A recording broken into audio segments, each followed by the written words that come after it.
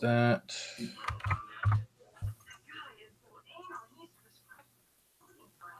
Get this. So I gotta go back everywhere. Put the new link in there. It's all right though. That is all right. Let's wait a few minutes for people to get the link. The new one. They should see that we're still live now.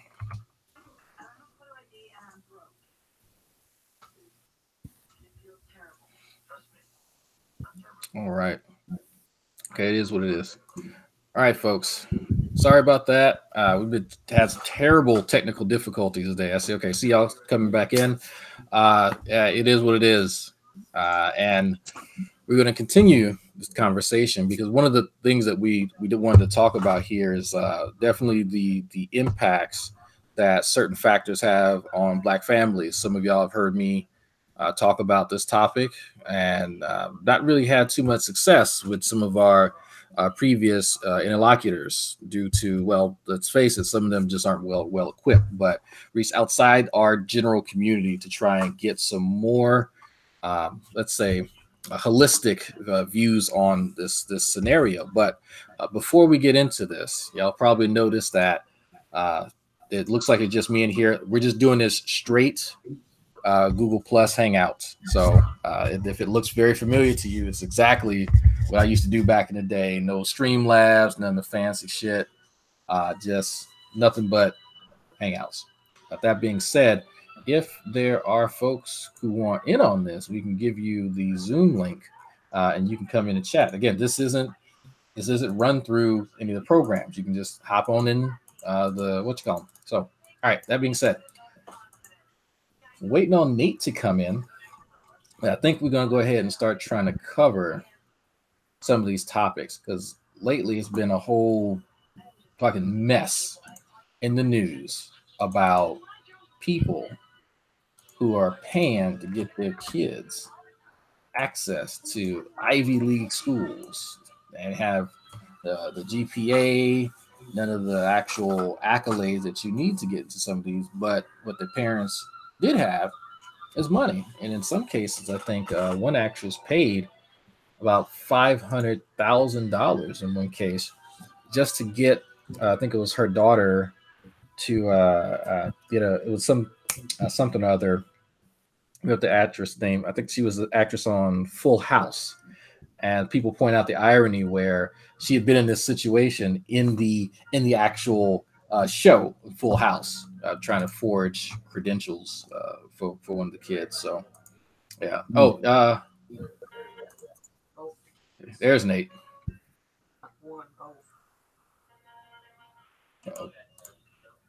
Go ahead, Mr. Legend. You wanted to comment on that? Yeah. From what I understand is that they were trying to what are they buying Harvard degrees for their children? Am I correct on that? Yeah, they were trying to access into Harvard instead of the best of Harvard takes in, they just money bypass that.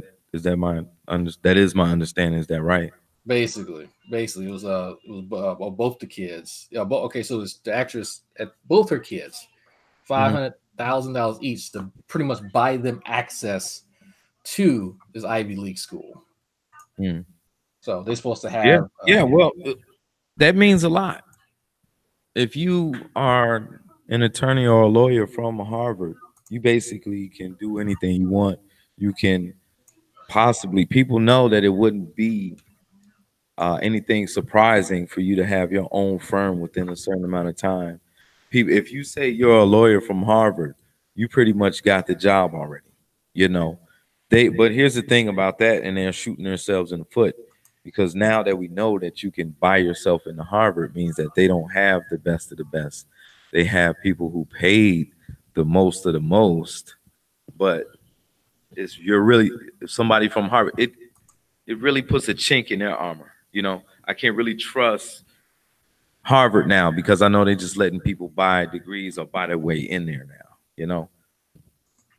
That's pretty much. I mean, once you get if you went somewhere, your favorite place to get sandwiches, you know, because they're great sandwiches. And then all of a sudden you heard that they were using the same stuff you had at home.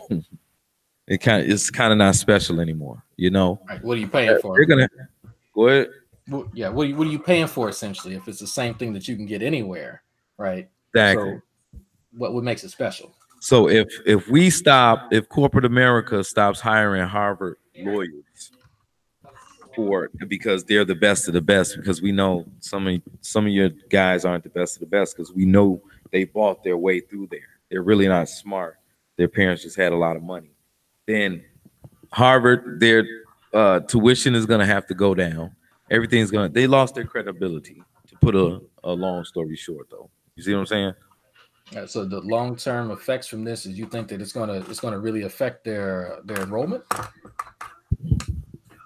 I'm not gonna say that. Harvard is still Harvard. People still gonna be going to Harvard. Yeah. Harvard is still Harvard. I mean, it's not like they only put out lawyers, you know. But I think it's, like I said, I think it's a chink in their armor, though. To tell you the truth, it's a black eye and an otherwise pristine legacy. You know, but it is what it is. We all know a couple of things even before this. We knew that if you was rich enough, you can cut somebody a check and your kid was going to Harvard. Even before this scandal, people would cut a check and put their kids in Harvard.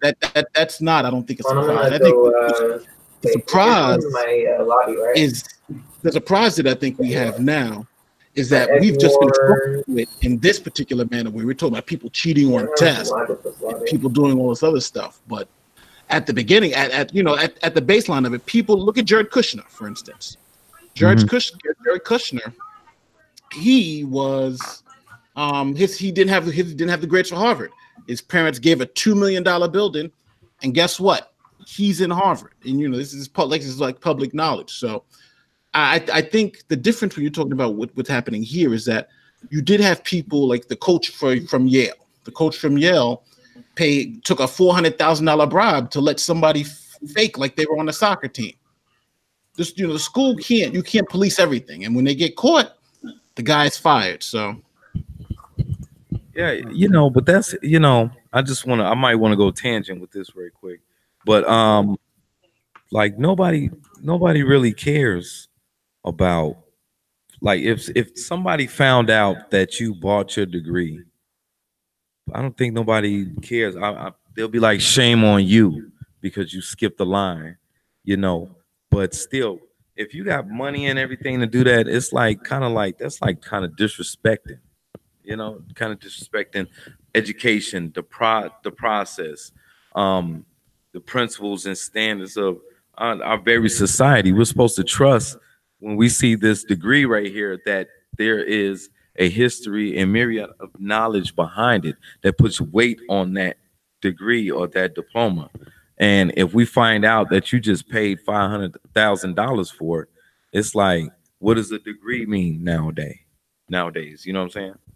Yeah, but you're talking about paying for a degree. We're talking about two different things. I'm talking about paying to get into the school. You're talking about paying for the degree. I don't think paying for entry is the same as paying, because those kids, no matter what, they still would have had to go, assuming that these schools were legit, they would have still had to go to those classes, still would have had to make those, B's and A's and be certified that they've gone through the courses. So if you're talking about them just cutting Harvard a check and saying, give me a degree, yes, I think that's, I don't think there's no way that's legal. But if I say here's 500,000, let me into the school, then that I think is what we're talking about here. Well, yeah, and you know what? We can only just assume from that part, but the simple fact that the hardest part of Harvard was getting in there. Okay, if you could buy that, what else is for sale? Can we sit here and really be comfortable and say that there's no professor that has ever been bought off with lesser things than money? You know what I'm saying? So, well, sex, that happens all the time. If I have money and I've seen that going on in community colleges, you dig? So I have money, and I could throw you a couple of girls of your dreams or guys of your dreams, it's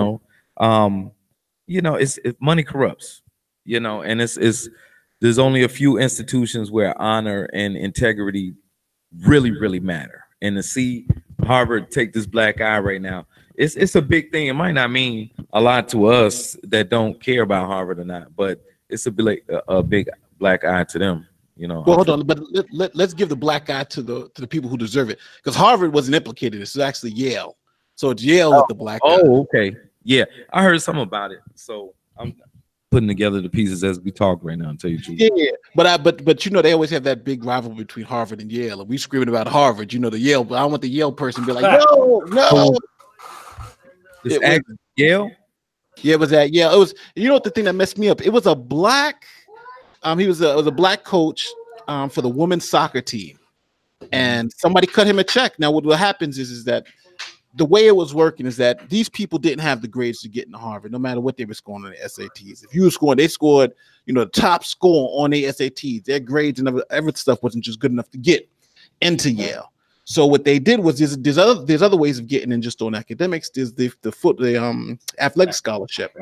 So if you can get on the team, then you can get into the school, and that's how a lot of these parents are doing. Well, let's just pay off the coach $500,000. I think it's like $400,000, and then my girl makes the team, and then she gets some injury, or she decides not to play once she's in, and then but she's already in. They're going to let her finish out her 4-year degree. So that's the way the scam worked. Yeah. I don't. Money corrupts. I don't put anything past any institution. I mean, because people struggling, and then on top of that, plus people are greedy. So you put those two together, there's nothing really sacred, that I can just say, no, they would not. No, not Yale. But I want to ask you, if you had children, I'm not sure if you do, but if you, but in the world, let's say you have 2 children, and I'm assuming everybody wants the best for their children. If you could cut someone a check to get your children into the best possible school, best school possible, or what you believe is the best school possible, and it wasn't like a huge sum of money. It was something like, give me $50, and your kids is going to the best school possible. Would you give that man that $50? Because that $500,000 for them is just like $50 for us. They millionaires. They doing this. They got a $5 million. That's like nothing for them. So it's like, so if somebody gave you that opportunity, you telling me you wouldn't hand off that $50 for that result? Here's the thing. I would not set my child up for failure. If I'm like, no. I ain't talking about something. We're talking about somebody said, listen, you give me $50 in your school, your child goes to the best school possible. Period. Well, no ifs, no ands, no buts, no competition. They are accepted. That's what I'm saying. $50 and Mr. Legend Jr. goes in there and screws up and has 50 babies freshman year, because we got it like that in the Legend family. I don't want to set them up for that. I mean, if they really want to do it, then yeah, fuck it, man. Go ahead, knock yourself out. If you make it or not, we still straight. You know what I'm saying? So, knock yourself out. Really, only the other side of society really holds these things in high regard. We got enough money for your grandchildren's children. So go ahead. Yeah, have fun, man. I did it. Your grandfather did it. We had to do it. So you can choose to do it or not. So I don't think that's what I was trying to get to earlier. Like, I don't think it's that important to them in that upper echelon society for education.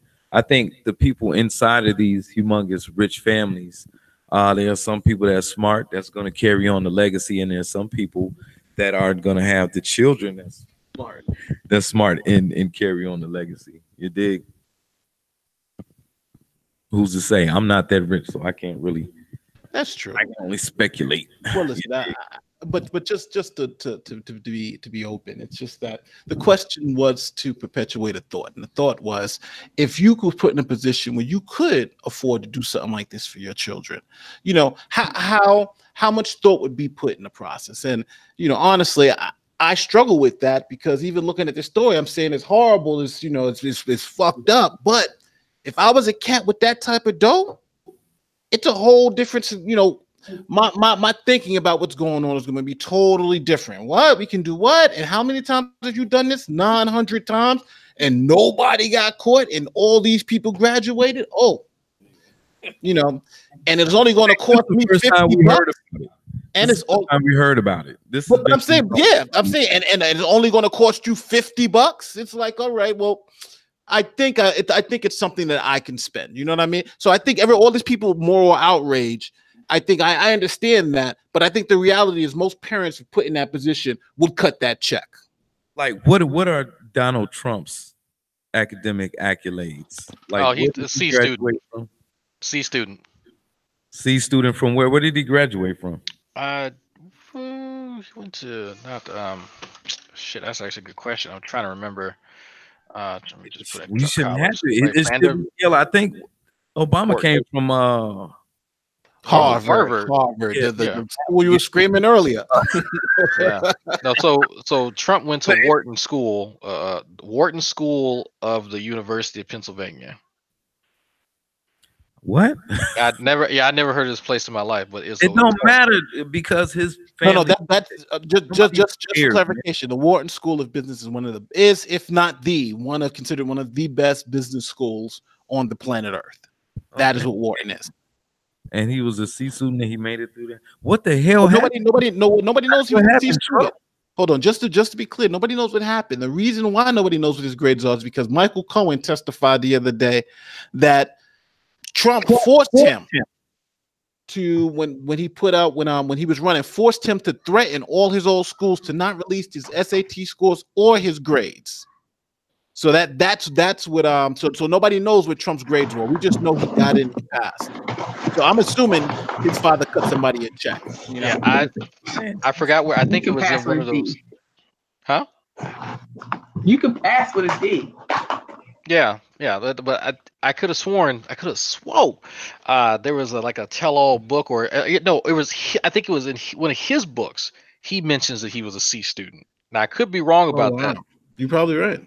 But I want to say it was in the book and he describes his academic accolades and they're hardly worth anything mentioning. Yeah, it's pretty evident. But let's not derail the conversation to that dude, man, because we could probably go all night on that shit.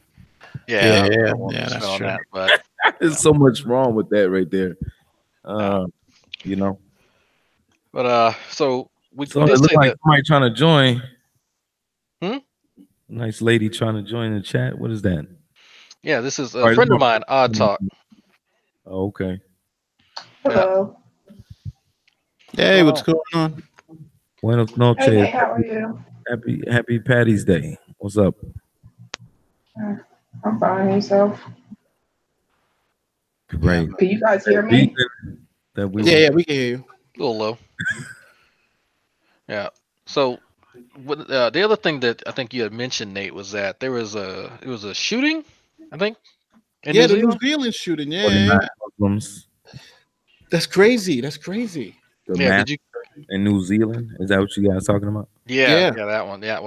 I thought I was like, oh, another shooting. Okay. So, but what I found interesting is that this dude had he live streamed, and I'm like, that's some gangster shit. Like, if you can walk in somewhere and Facebook Live slaughtering folks, that's some hard shit, man. I've been trained for some hard shit, but it is really hard to watch, And somebody sent it to me, one of my foreign friends or something from WhatsApp, and my heart was kind of racing watching it because I knew what was about to happen. I read the article earlier.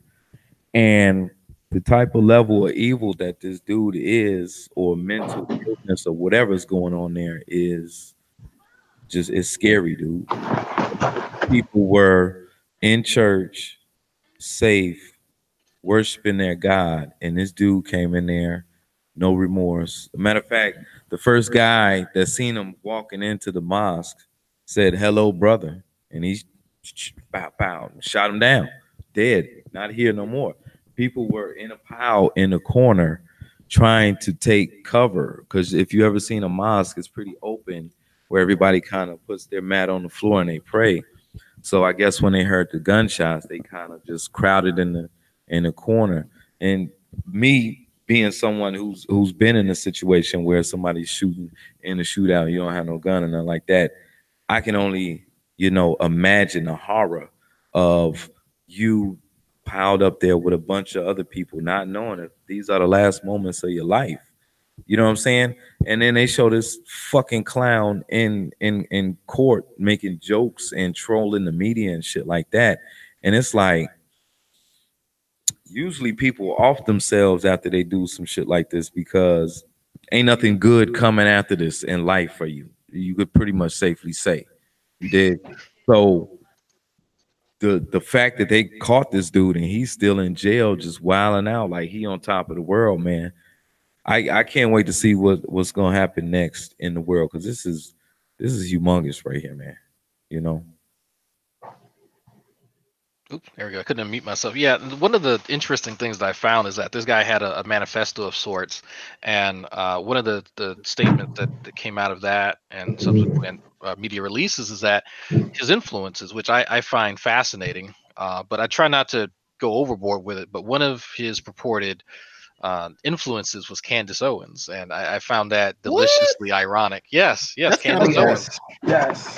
Candace Owens was one of his influences, and so I think she has subsequently released a statement saying, the leftist media is gonna spin this or something or other, and it's like, well, yeah, I would have to reevaluate my life decisions. If someone finds something that I've done or said as influence to commit heinous acts, I need to reevaluate some things, and so for her. Not batting an eye, just simply, wafts away that type of fact as just liberal media propaganda. When there's nothing that can be said other than if someone, by their own admission, was influenced by you to do something heinous, then there is a causal link there, regardless of the spin someone else puts on it. And I may have to disagree with you there, because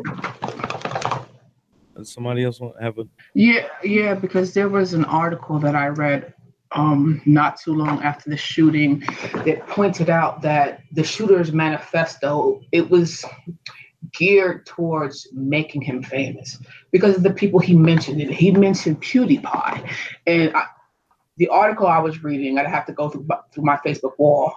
But in his manifesto, he mentioned PewDiePie, he mentioned the president of the United States, and he mentioned Candace Owens. So the article used PewDiePie, who has made some white supremacist comments before on his channel, having to disavow himself from what this person did and giving the shooter a bigger platform. Because you might have had, I don't see anybody not really knowing what happened, but the few people who didn't, you're having a very famous gamer on YouTube talk about the situation and talk about the person in an attempt to distance himself.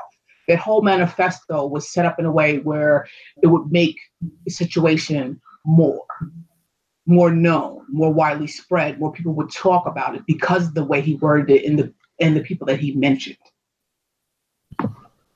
Okay, two things, and I don't want to get too far, but as far as somebody, if somebody did a heinous act based off of something related to what you created, Drag, am I correct in that statement that you said? Yeah.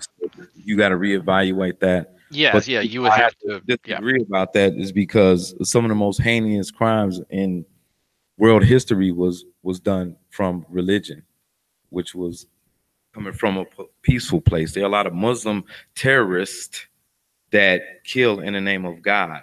The Crusades, a lot of people killed in the name of God. So we can't disregard all the peaceful teachings of Islam to say that. But on the same time, I see what you're saying. Your manifesto of what he believed is not a religion. Okay. So, but when we bring into PewDiePie dropped the N-bomb, and of course they blew it up worldwide because that's a no-no. And I believe he's from New Zealand, isn't he? I think PewDiePie he's not American. He's from New Zealand. I think he's from Europe, somewhere in Europe, like Poland. One of the Nordic countries. Yeah, I know he's not American. I thought it was New Zealand. And you said that he did a video distancing himself.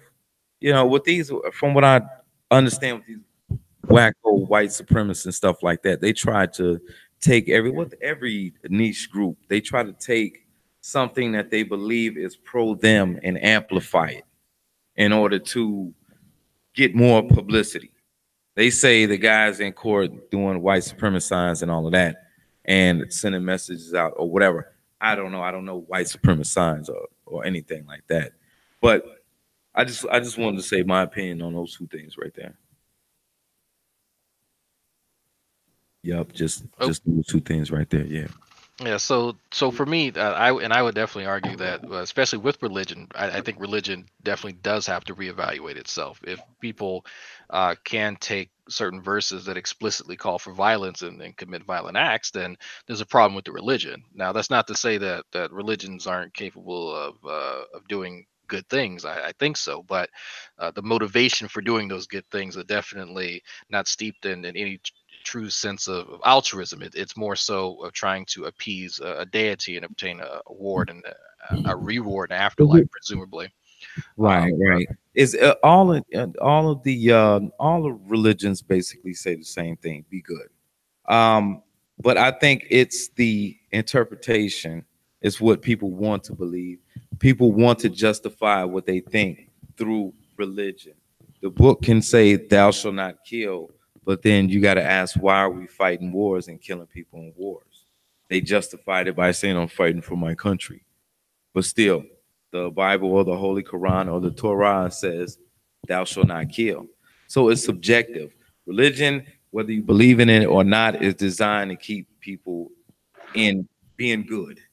Okay? Being positive, being good. Don't kill, don't steal, don't covet thy neighbor's life. Don't do none of that. And okay, and that karma or whatever, you'll be rewarded in heaven or something like that. So that's why I don't, we might have written it like that. Let's just say we wrote the brand new Bible, we've written it like that, but how they take it 100 years from now, where the word pants means airplane, I don't know. That's on, that's on human nature, to tell you the truth, in my opinion. That's just my opinion. Well, it's interesting because I think we're all talking from an extremes, and I do think there's like a happy median here. And what I mean by that is that on one end you can't overgeneralize and say, all people think kind of the same way. Then on the other end, you can't. It's. I'm trying to see where the balance is, because I do agree with Drag. I think, if you do something and people are taking it the wrong way, and then taking it to be this thing, and this call to action or this call for hatred, and that's not what you're intending, then I think, any rational person want to clarify their message to say, no, this is not what I'm saying. And that's why Candace Owens and whoever would probably make statements saying, that this guy's obviously a clown. That's not what I mean. I am not saying that. The people who think I'm saying that are wrong. You're interpreting what I'm saying to be wrong. But then I think on the other side, when you're talking about like biblical truths, and even though it's the Bible as an example, there are some things in there that I think you can't be misinterpreted as altruistic. I think it's, for instance, the interpretation that you said earlier about the rewards are in heaven. You be a good person as rewards are in heaven. You're seeing it as a reward, where I'm seeing it as coercion. If I don't do what this God tells me the way he tells me, if I don't eat the shellfish, if I don't do this, everybody has different versions of what I have to do. But if I don't do what this God tells me to do, or I don't believe in him, then I'm going to be killed. That doesn't seem like a choice to me. That's kind of seem like, it's just like somebody putting a gun to my head and say that your name is James Baker, or I'm going to blow your brains out. Then I'm going to tell him my name is James Baker because I want to live. And if that's the choice, that's not really a choice. You know what I'm saying? If they're telling you to be a good person, then we shouldn't have any objectives to that. I think that we should. Well, why do you need the gun?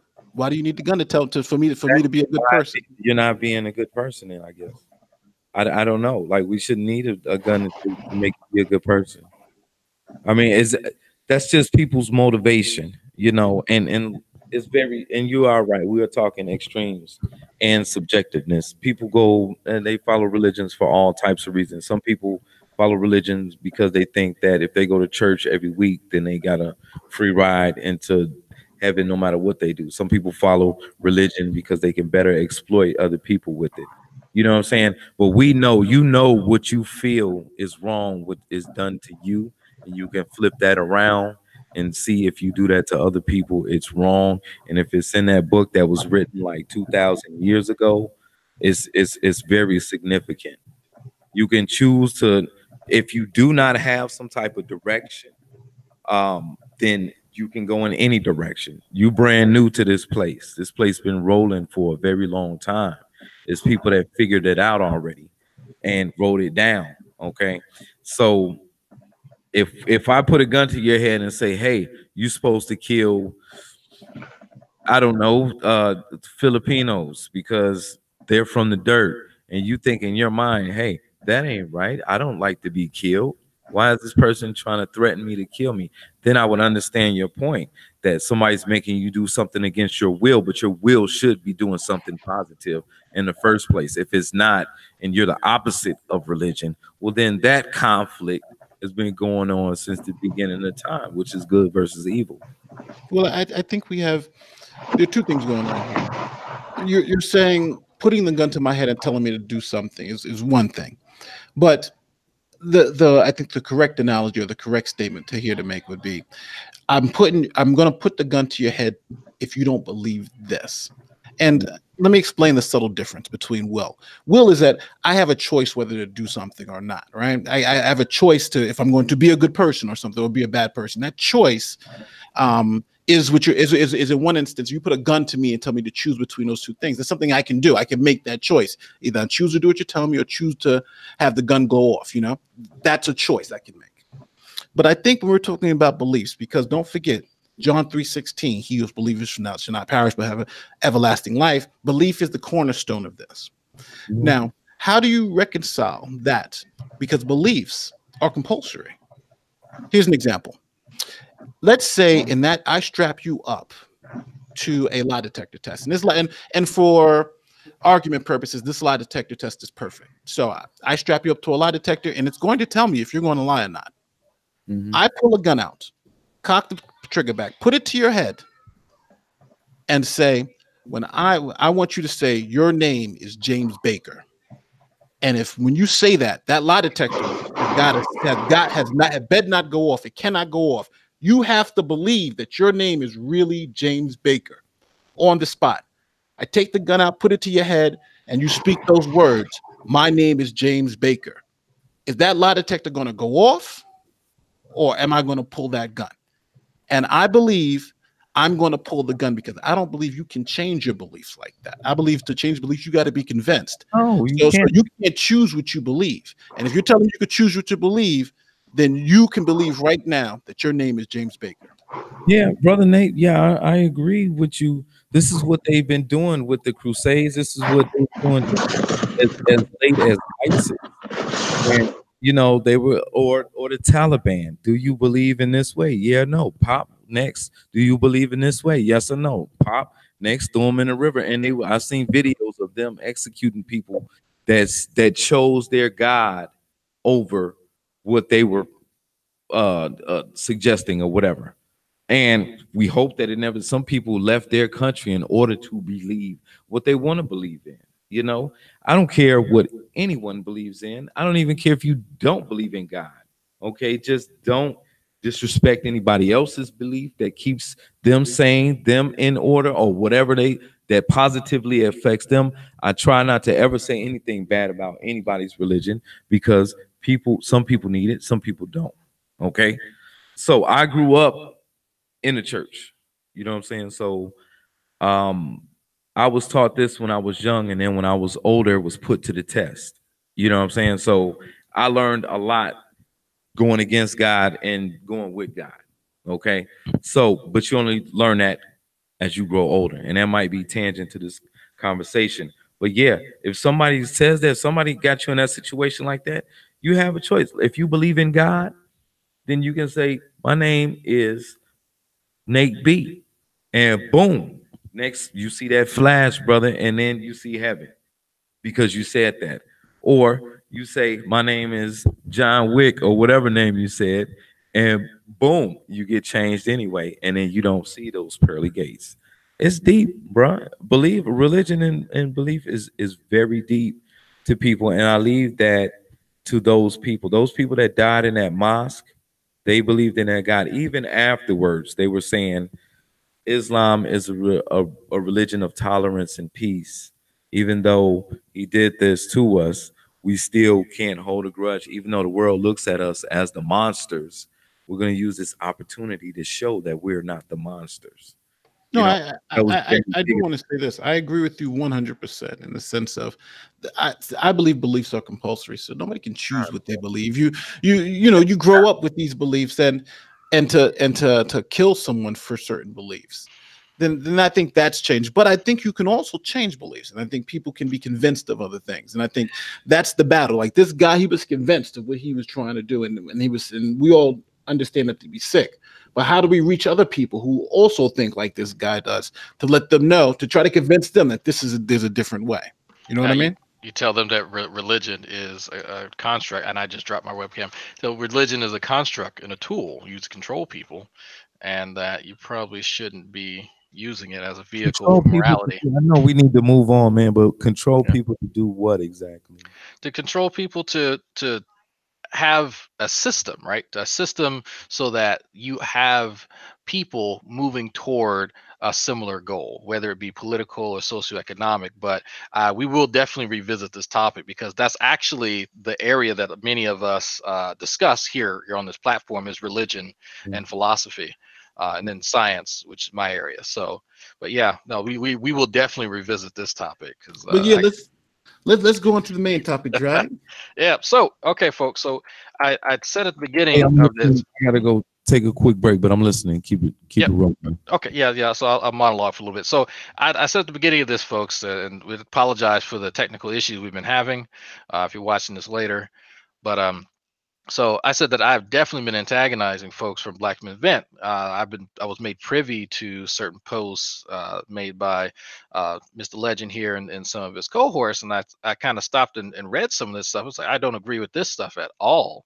And they have kind of an about section on their page, and I went through it, and I was like, oh wow, it seems to be, if I could digest this, there's a causal link between the downfall of Black families and Black women, and so the two are interrelated. And so I'll just take an excerpt here and read it to you all to see what you guys think. We should begin. Oh, sorry, never mind. We can trace the problem down to anti-family feminist women. These are the gatekeepers of the womb. They are in charge of who enters their temple. They skated for years, destroying tradition and families under the guise of and respect reserved for our foremothers, who actually deserve the respect for holding the family together instead of the opposite. No one was holding the people responsible for our demise accountable. And so that's something that definitely stuck out to me. So I want to give Mr. Legend the floor. So let's take it one at a time. What's the first thing that I can explain? Okay, so it seems as though you guys have said you've honed in. The problem is anti-family feminist women. What do you mean by that specifically? Okay, what is happening today? I'm not sure if everybody sees it, and I'm glad that you're asking me this question. But there are behaviors that we can display that is against having family. Now, I don't know about you or anybody else, but if you look at society in general, family is mommy, daddy, and the kids, right? You have a beautiful family, Drag. I checked you out, dog. Beautiful, man. I appreciate that. We at BMV just want everybody to have that, but there's a reason why not. There was a time when Black men and Black women were together. This time was in the 50s and 60s. Our marriage rate was 80%. Fast forward to today, our marriage rate is basically the opposite, 30 to 20. What happened in between the 60s and today where that stat flipped?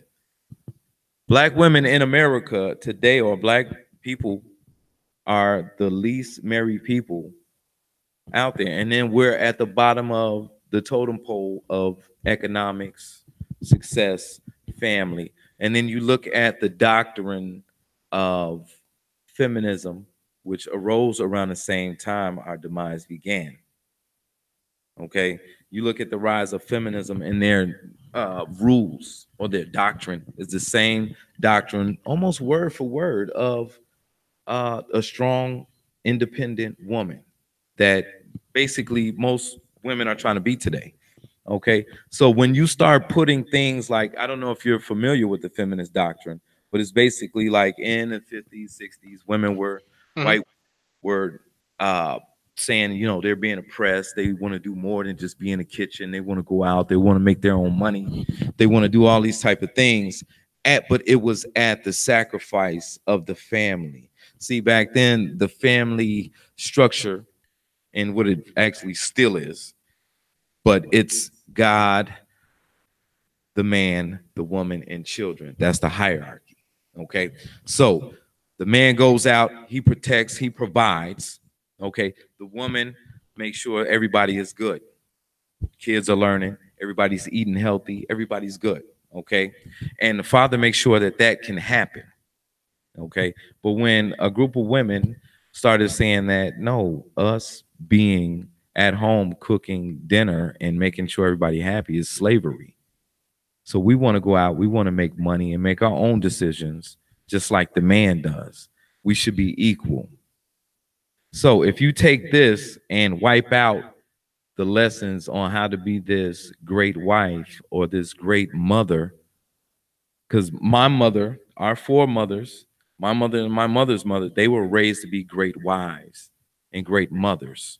They weren't raised to be great secretaries, because being a great secretary and pulling down a weak check is really not doing nothing for your family or your nation. And we'll get into how the family is a unit of the community. The community is a unit of the nation. If the family is not intact, then everything else falls in a domino succession. So moving on, if now we're teaching our young daughters how to be successful, independent, which every other race is choosing to be dependent upon each other, why would you strive to be by yourself? Okay, so if that is their goal, man, so that is anti-family. Am I wrong or right? Is family the mom and the child, or is family the mom and dad and the child? Is what I have to ask you. And that's what is anti-family behavior. There's a myriad or a plethora of things that women do today that block them from cultivating family. Number one, with a man that can be a great husband or a great father. Number one, they're the ones who choose who the fathers or the husbands are going to be. We can't force them to do anything. Okay. So that's the anti-family one. So any comments on that, or we can move to the next part, man. Yeah, so there's actually a lot. We covered a whole lot in that short amount of time. It is a lot, man. It's a rabbit hole, man. It is. It's very. We have been researching this for a very, very long time, man. You know, and telling everybody this information who hasn't researched it, it's people don't know. Our people don't know why these things are happening bad with them. They're just carrying on what they see and what other people around them are doing and seeing, not knowing that where they're supposed to be going, because they have no frame of reference from whence they came. You see what I'm saying? So go ahead. So from what I've gathered from that, so since antiquity, we've seen that this family has been the prototypical family is what we'll call it: the mother, the father, and the children or child, depending on how many they have. And so since from you guys' perspective, the rise of feminism, we've seen that there's been a bit of a disillusion of that, and then of course that with it comes all the trappings of someone who might not be the best suited for family life, and with that, I will fully acknowledge that up to a certain point. Now, when around the 60s and 70s, when the first wave feminism began, you did see women desiring to be independent, and that revolved around them no longer being second-class citizens. So the rhetoric that we have of being a strong Black woman is not necessarily hearkening back to that, but more so an acknowledgement that I am not in need of a man in order for my survival, and so I can survive on my own should you be a widow, for instance, would be a perfect example of somebody fulfilling that role, because you wouldn't say that there's no longer a family if there's a husband that goes off to war and then dies, and so you just have a mother and a child. So, well, that's no longer a family because there's no husband. So I think it'd be a bit unfair to characterize that. I'm sorry. Go ahead. No, I was just saying, it's just because my conception of a family is what people make it. You can have a group of peers because all of them are orphans, but that is their family. And so, in essence, the prototypical family in my mind isn't a sacred cow. I have very, very, very few sacred cows to begin with, but that type of dynamic isn't anything special. You have breadwinners, you have people fulfilling roles, whether they're traditional gender roles or not. Roles are filled and jobs are accomplished and tasks are done. So, you don't have to wear a skirt to bake bread, and you don't have to wear a pair of jeans to go work a 9 to 5. But with that being said, if the goal is to rear children, that can be done in a myriad of ways. But the most efficacious way to do that comes from having an environment that is conducive for that child's growth. But that doesn't necessarily mean that you have to have a prototypical male, prototypical female in these very, very strict gender roles. And I think there's actually research that shows that as long as you have a nice balance in some way, shape, or form, that child won't grow up to be, maladjusted to the world. Right. Yeah. Well, oh, go ahead. Sorry. Go ahead, brother. Oh, well, I just wanted to just elaborate on one point. I'm sorry. I'm just going to just mute you for a second because you have a little background noise. Candles. You relaxing. No, but you know what? The point that I want to make on is this point about the breaking up of marriage, and that the fact that like half marriages don't happen in the United States, and the fact that you're equating this to this cause of the Black feminist movement or feminism in general. And just from the history lesson, like a lot of people think when the slaves were freed that meant all slaves were freed. If you were a slave, you were free. But that's not really what happened. When the slaves were freed by the 13th Amendment, we were really just talking about men, male slaves. Black females were still technically slaves because, remember, women didn't get the right to vote to the 19th Amendment. Women were almost considered property back that time. Not a lot of women even had property. So we're coming from a system where women were held as property. If you were a man back then, like even in biblical times, if you were a man, you were trying to sell off your daughters. And in that type of transactional attitude, then yes, you would expect a very, very high marriage rate, because marriage is more of like a property system. Yes, I want more property, and I can have more and more property and so forth. We're talking slavery days, right? Well, I'm talking about just the evolution of marriage from the woman was the man's property to even here in the United States, where you still had that happen even late, right? Because women just got the 19th Amendment is the right to vote for women. They equal rights, and they're still struggling with getting equal rights now. So what I'm saying is, go ahead. So what I think is that what you're pointing to is that now 50% of all marriages end in divorce, which is pretty high, from the highest rates that we've ever had as a society. And I'm thinking, but I think the problem that we would have is the fact that I think you're equating it to something that's kind of obtuse, that this feminism movement, where I think if we just look at the numbers and look at what happened at those times, you could easily see a difference. And the difference is the laws have changed. Previously, to get a divorce, like maybe even as late as the 1950s and 60s, you had to have a reason, adultery, this and that. And even then, most of the times, men didn't have to let their wives out of divorce. I know there were cases here in the hundreds here in New York where they used to call them the nightingales, where men would actually pay women to say that they slept with them so they can get a divorce from their wives and things of that nature. So it was even harder to break a marriage, even legally, than it is today, where now you can have what they call a no-fault divorce, where you can just go on the court and say, I don't want to be married. You wait 6 months and you have a divorce. So the changes in the law and the change in ease of having a divorce, the understanding of what this actually means, and now people just being in different relationships now. I think that's the real cause of why marriage is not as popular as anymore. And things like civil unions, we can still be cool, but we don't have to be married.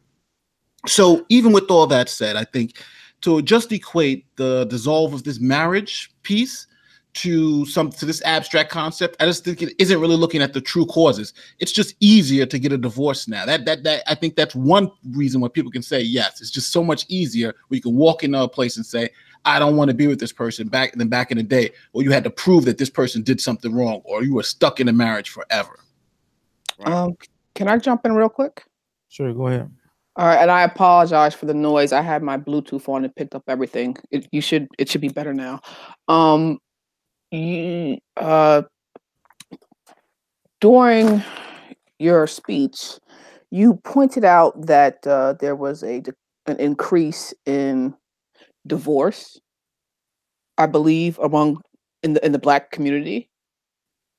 Am I putting words in your mouth? Oh, no. From the stats from the 1960s till now, the stats have basically flipped. Where back then we were 80% married. Now it's pretty much like flipped, but it's like I think 30%. I think the number is 30%. Those numbers may be a little outdated, but I can't imagine it changing too much from that 30% because they're saying 70% of Black women are single. 80% of our children come from those single mothers. Okay. So that's what I'm saying. But there's across the board, there is a decline in marriage, period, across racial lines. So to pin the issues in the Black home or the Black, aka Black community, to a lack of marriage on the part of Black women, that just doesn't stand up to what the information that we have available is telling us. It's telling us that across the board, people, not just women, people are just not getting married anymore. It's just not. It's just not something that's happening. You are right to a certain extent, but still, out of all the people, let's just say everybody was 100% married and Black people were 50% married. So now that people are 60% married, Black people are 30%, still the lowest out of everyone. And why is that? And also I want to add, why should we be concerned with what other races doing, what we know what is good for us and what we need to be doing? I never want to compare ourselves and what we've been through, because I don't think no one in this country has been through what we've been through. And then to say that, they're doing it, so that's why we're doing it. You know what I'm saying? It's not a valid explanation or excuse for these numbers. Sir, I must stop you right there. Yes, it is a valid situation. It's valid because Black people are humans. Humans are doing something specific, which is not, sir, I did not interrupt you when you were speaking. I would like to have my turn. Yeah. I beg your pardon? Go ahead. We're humans. Now, to say that simply because we're Black, what happens to humans doesn't apply to us is illogical. There is something that's going on, and I want to say it's because people are having more access to education, more access to the world, that globally, people are not getting married as much. And I'm not saying that we should compare ourselves to white people. We should compare ourselves to other human beings. I mean, to make that argument that I'm Black, so what affects human beings doesn't affect me because I'm Black, tells me that you may believe that there's something that's different about Black people that sets us apart from other humans. And that's a dangerous precedent to get involved in. We're different from everyone else. Of course we are. How? There are things in this country that other people do not have to experience that we do. There's a chock full of factors of things that happen to Black people that don't happen to anybody else in this country. Yes, we are humans right across the board. I agree with you on that. But we have to look at why are we doing the worst. Like, I'd like to look at these races in America as basketball teams. Okay, we got the Cucamonga Crackers, we got the Mexican with blah blah blahs. Okay, why are our numbers the lowest? Why are we making the less shots? Why are we making the less rebounds? How come it seems as though the Mexican population or Latino population is gaining on us politically? How come it seems like our numbers are so low when it comes to building family or hold on. Let's do this. Go back to some of those questions because I can pick off some of those and I can answer some of those for you. So, for instance, one of them was what was the first thing that you said? Because I wanted to tackle a couple of these. You got past of the anti-family behavior. Is everybody clear on that? Yeah. Well, no, I'm just saying, you're throwing out like a couple of different, why is this? Why is this? Oh, like, you're talking about like when you were saying, like, why is this? Because a couple of them, I think there are direct causes to that. Like why are black people the lowest? In that you have to ask these questions. Like she was saying that we're humans, but there are things that set us apart. Our traditions, our values, everything that we hold important matter in this situation. So hold on, just let me stop you right there because you said what I was talking about just specifically is you said on between each culture as well. All right, no, because you said you treat them all like shit. I'm just trying to remember it. You said you treat everybody as basketball players, and then like, why isn't this team getting as many shots? Why isn't this team? And there are a lot of different factors in that. If for instance, let's say you have these multiple different. If you treat everybody like different basketball teams, and you got one team that's been trained to play in the NBA. And they got all the $1 million shoes. They got the shoe deals. They are the elite team. They get all the whatever the best stuff they got for playing basketball. These people got it. That's what they got. And the people and the other team ain't got none of that. Ain't got none of that. None of that money, none of those resources, none of that thing. And these other people are barely trying to stay alive. They're not even thinking about playing basketball. You put them both on a court and you say, now play the game. That's not equal. I would suspect the team that had all these resources dumped into it and all this ability would also be better because they have those resources. Now, I do understand that at some level you're trying to figure out like why. But there is an advantage. If me and you were to if 4 people go into the company, one of them is black and 3 of them is white, are you telling me that's more likely that the black person is going to get that job? I'm talking about yes, I agree. But you gotta really be honest and understand that there's some other things happening here. This is what I want to say, and I'm glad you brought up the basketball teams, because here's the thing: we have to examine ourselves on why we're coming in last place every year. How come we never make the playoffs? Okay, when we look at the practices of other teams, let's just say that the All-American Patriots, they had everything, they got all the funding, they got the facilities, they got this and that. But then you look at the Black Thunders over here. We got centers over here. No, we got no shoes, no nothing. We ain't got nothing they got. No, but it's just the way we can play the game. No, brother, we got shoes and everything. We can play the game. It's just the teamwork is off. We got centers shooting 3-pointers. Okay, we got guards down there trying to rebound. Okay, why? Is because there has been a precedent set. Hold on. Can I interrupt you right here? This is a key point that I want you to answer though. Point before I forget it. Go ahead. So these people are out of position, and we are not getting to where there was a thing called tradition back in the day that everybody followed because it was a beaten path that we knew that would be successful, and it would go ahead and put our future generations in a good place. Okay. But I just want to ask you outright, and this is honest. Do you believe that black people and white people are playing on an equal playing field in the United States of America? Is that what you're saying here on this? Oh, hell no, man. And that's what I'm saying. When you're talking about we playing basketball, we're not playing on an even playing field. Okay. They got a 50-point lead. The game is to 55. There are Asian people here. There are Latino people here. There are Eastern. Now we're talking about everybody else. I'm talking about black people. Are you saying black people are on the same playing field as white people in the United States of America? Is that the claim you're making? Yet and still their numbers look better than black people's. Why is that? You talking about like the Asians? I'll tell you why that is, man. Go ahead. Hold on. I missed what you were saying before. Say that one more time. I'm sorry. It's the value of family. Look, Latinos and blacks, we basically second to last to second in American minorities. Okay, there are Asian people here. There are people from all over the world here in America. Yet in minorities, Black people was dead last in everything. Well, hold on. Let me address that Asian thing real quick. For instance, Asian people, you're right, are minorities, but Asian people weren't slaves. For instance, if you are Asian, there's a famous case called Plessy v. Ferguson, and just to eliminate exactly what this Asian myth is.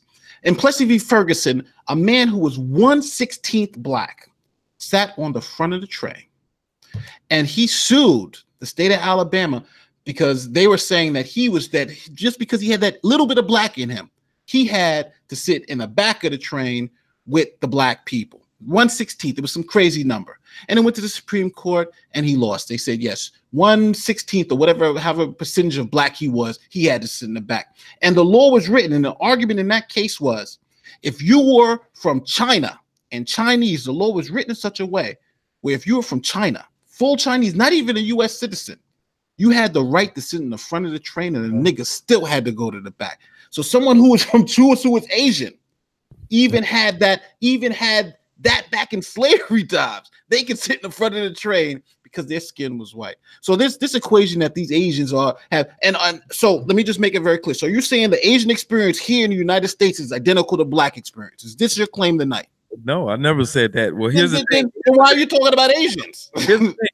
Asians suffer something worse than we did more recently. They were put in internment camps and they got reparations. And they got their reparations. Whoa, they got reparations. Internment is not the same as slavery. No. But they got reparations. Right. No.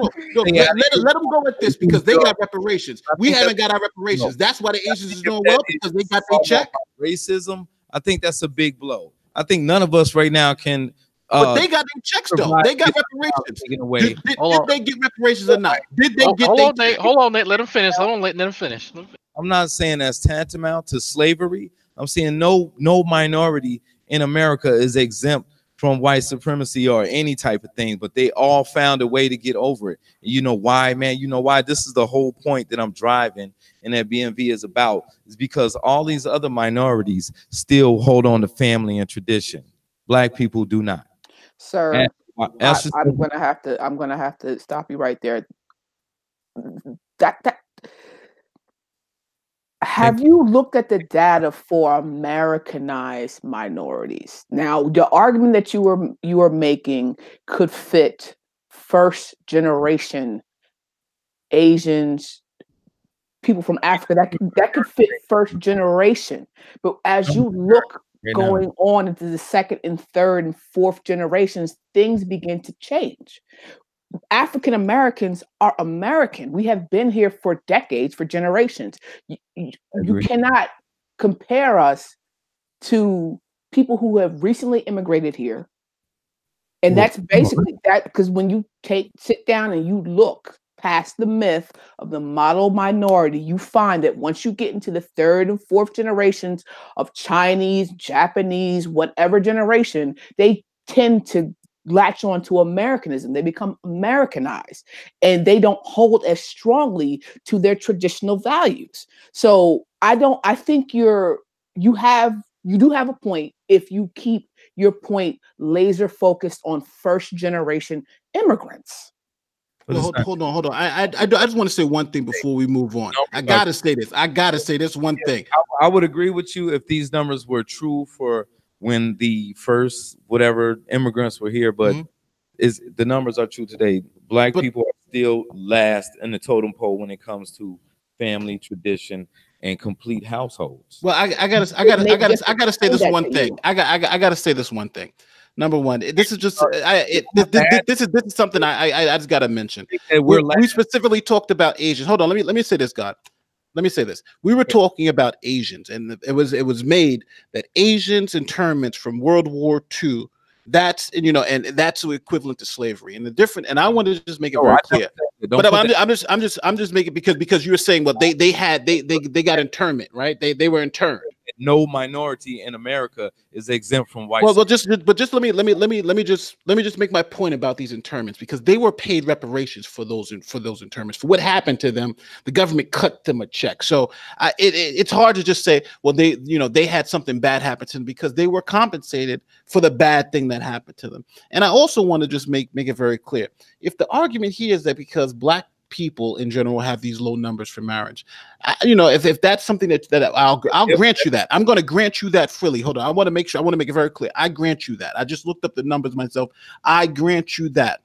But you're making the argument of causation.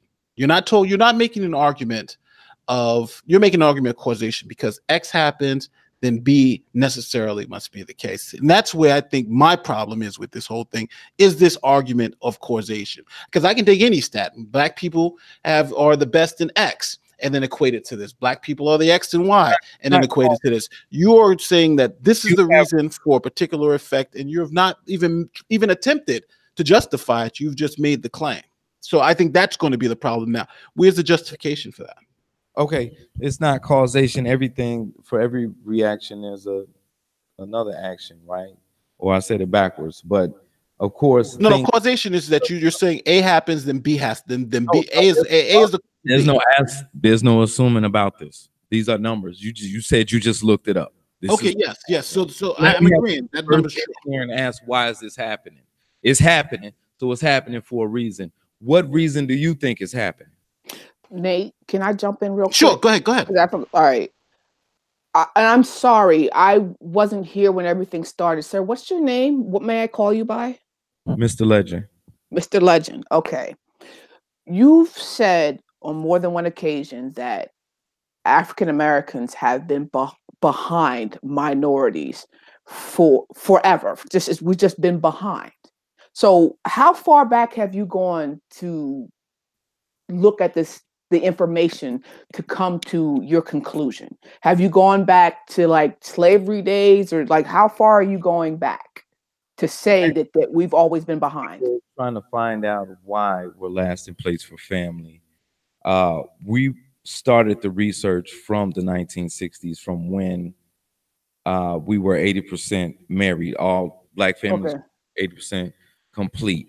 And then we kind of went backwards to see the biggest things in history that affected culture from them.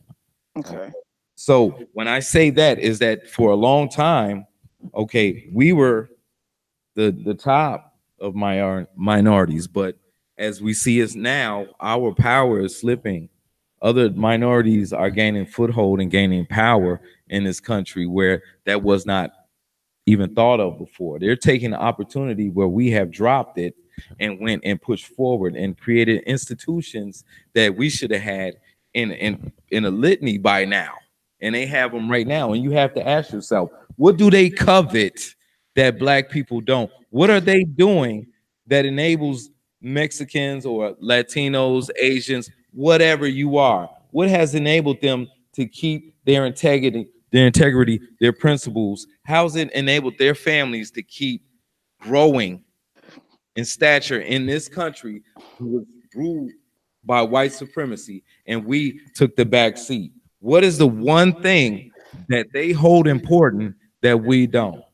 Okay.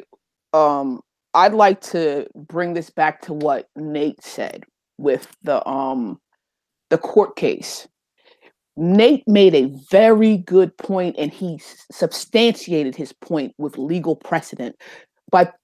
His point was that every other minority has been placed above African Americans by whites. So if you have minorities such as Asians that are they're not being treated the same way we are treated. We as minorities are always seen as less than. The model minorities are the Asians, the hardworking minorities are the Hispanics, and the Blacks are just leftover remnants of slavery that are lazy and don't want to do anything. If you're in a society that artificially puts you down no matter what, and they find other minorities to say, well, you're not white, but you're better than a nigger, that's how you end up with the situation that you have now. Because even Jews, and to bring Jews in this, at one point were on the same level as Blacks. They lived in ghettos, and in the South, at one point, they were seen as less than Blacks. But when they were able to transcend their Jewishness and be seen as white, and the same thing could be said for the Irish. It's the being white adjacent. These other minorities are white adjacent. They have the ability to assimilate that we don't have. So they are given a little bit more access to the wider white world because they are white adjacent. Go ahead. Can I give an example? Think about this. What's his name? Famous boxer, not Joe Louis. I forgot he was before no, Jack Johnson.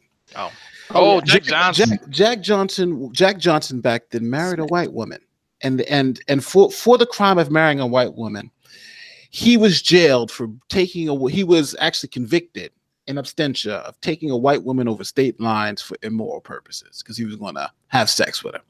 And even as currently as the 1960s, if black people and white people even kissed on TV, remember Guess Who's Coming to Dinner? Those type of things. That was like a huge thing just to even have them dating. But then to have interracial marriages on TV recently, back in like the 1980s, was a thing. Like you could actually show that interracial couples existed. We're talking about the 1980s. We can even go back as far as like the 1950s when actually it was outlawed in some states to actually black and white people to even marry. But now if we talk about the other minorities, you remember a lot of people forget that I Love Lucy was one of those shows and her husband was Hispanic. Right. Now, do you think that in that time that he could have been black? No, I don't think they was ready for that yet. And that's what I'm thinking. And that's the struggle. That's the struggle that we've been going through for all of this time. And it's good to say that yes. And if your point here is that everybody has a struggle, then yes, that point is true. No, but I'll say our struggle is unique to the experiences here in the United States of being called nigger and slave, and with a Hispanic person, Ricky Ricardo, Tropicana, that was the thing. He could even marry, Hispanic people can marry white people. Now it might be a little crazy for them now, but back then that was possible. And even you today, right now, think if that was a black man, that would have been hell to pay. So that's what we're trying to explain. It may be more complicated than this simple answer you're trying to provide. Well, no. The answer is simple, to tell you the truth. And you guys pretty much prove my point here. Because you don't know what the point I was driving to. The one thing that allowed these other races to surpass us is not what their color or how anybody looked at them, is because they maintain family.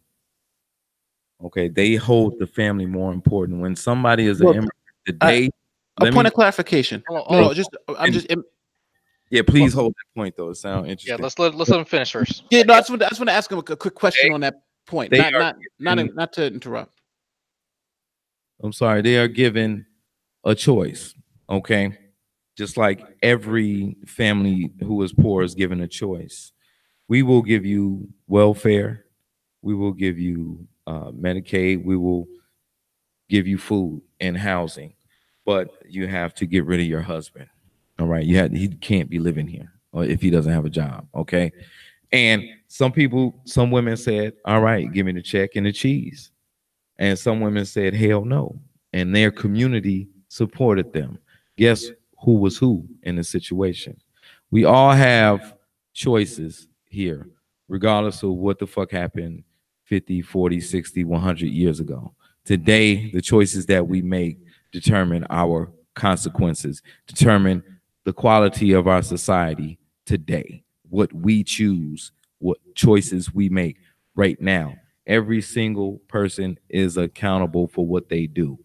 So when you start seeing these numbers, you have to start taking in accountability, the choices, the behavior, the things that people value to be important. Why isn't our unity as strong as it should be given our past? Why isn't our unity as strong as it should be when other people had a very, very light past? Other minorities had a very, very, like Jews would not be persecuted or whatever they went through until they found out they were a Jew. People thought they was white, and unless they were like, I don't know. But anyway, you get my point. Okay. All of us, we have, but I think it's a testament that how we can come from slavery to being the leader of this great nation, whether you think it's a conspiracy or not, a black man was representing the United States. Okay, so I'm not saying that he was the best president and that's what blah, blah, blah. I'm saying, so it is possible. Any avenue is possible. Sir. We I have would like to look to, at our past, and I'm gonna shut up, dog. In our personal past, and see what did these other people hold so important that we don't, and why aren't we at the top of the totem pole? Is it only because of racism, or do we really have some things that we need to look at ourselves and check and repair before we start putting other people, blaming other people? You make a good point. There are a lot of things that we need to look at and repair, and primary amongst them was the destruction of the Black family during slavery. There was no Black family during slavery.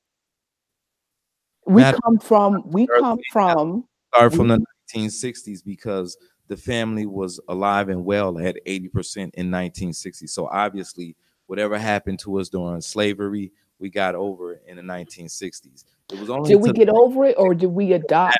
Or did we adopt? More married than anybody in America at that point. Did we get over it, or did we adopt what was popular in American culture at that time? These are facts. But sir, did we get over what happened in slavery, or did we adopt what was popular in American culture at that time? Because at that time you had more people, period, were married. And Nate pointed out why more people were married and why they stayed married. There was a time where you just couldn't get a divorce. So there's also this thing with us in our community that we try to emulate what the national culture is doing. So I want to point out that Black women and Black men from those times have begun to speak about their experiences during that time as to why they stayed married. Like, I'm going to bring it back to some people that I'm personally related to. Some of the reasons they stayed married is because there was nothing, you could not get divorced. And for a woman not to have a man. The family, you're supposed to try to stay together with your family. Why would you want to get divorced? But that's feminism. I told you that you want to get divorced. Sir, I'm not men want to get divorced too. Just men want, but just hold on, everyone. Men do want divorces too, so it does go both ways. Why? No. If a man or a woman wants some type of divorce, there's a reason for that. And why is there that reason? Because it's not a good reason. There's no good reason why people want to get divorced. Yes, there is. If your husband's whipping your ass, there are. Or if your wife is whipping your ass, that's a reason to divorce somebody. Oh, hold on, just a second. You hold on. Let's point. Okay, I might have said in not the greatest context. What I'm saying, let's get divorced is not going to be a good reason. Okay, so let's clarify some things real quick. I mean, plate spaghetti. Sorry. So I think this is kind of the crux of the issue here, because I'm listening. I'm letting Talk really get in here, because she is putting forth some of the points that I was going to make anyway. The emphasis on the family here, the family structure, and its ability to propagate Black wealth in certain beleaguered neighborhoods and something like that is what I kind of wanted demonstrated, because it was just stated as a brute fact that family equals success, or family equals prosperity, but without any real connection as to how that was attained. So other than from what I could gather, possibly having two incomes, but that could be obtained with any familial unit with people working. So in this case, this is an interesting tangent, because now we're saying that getting divorced, there is no good reason to get a divorce. And so I could think of just 5 reasons offhand, very violent reasons why somebody could be divorced. So that up before you went in on that. I was okay. So please clarify then, because I think that's a good point. Divorce is bad. It's going to be bad. Whether you want to get divorced because they cheating on you, because they beating on you, it's going to be a negative thing. It's not going to be a good thing. Nobody's going to be like, oh man, I like toast, so I'm going to get a divorce today. You know what I'm saying? That was my point with that. There's no, divorce is bad 100%. Down the line is bad. Something went really bad and it's bad. Okay. I'm not saying that, if he going upside of your head, then if y'all got children, it's another deal though. There's stats out there that say that if you get a divorce, your child is 10 times more likely to go to prison or become a teen mom. So then you have to make a decision, because I don't have children, but I was told by many people who have children that once you have children, your life ain't about you anymore. It's about making sure that child grows up to be a great person. So if you hear that divorce will really affect your child, will make them 10 times. 80% of people in prison right now come from broken homes, and that means a home without a mother and a father. I'm trying to build a picture for y'all tonight, okay? Yeah, and I appreciate you elucidating this point. Slowly but surely getting to this point, and I appreciate this dialogue right now. Look, can I make just one point? Those stats from? I'd like to know where you. I'm sorry, I didn't mean to cut you off, Nate, but I want to know about the stats that you got about the people in jail. Well, let me just. You can go ahead. Again, let me just make this. I will look it up right now. It's real easy to go. This argument seems to be built on the premise that the reduction in this marriage then causes the abnormality of the state of the black community today, right? And we're the worst in all these different metrics, right?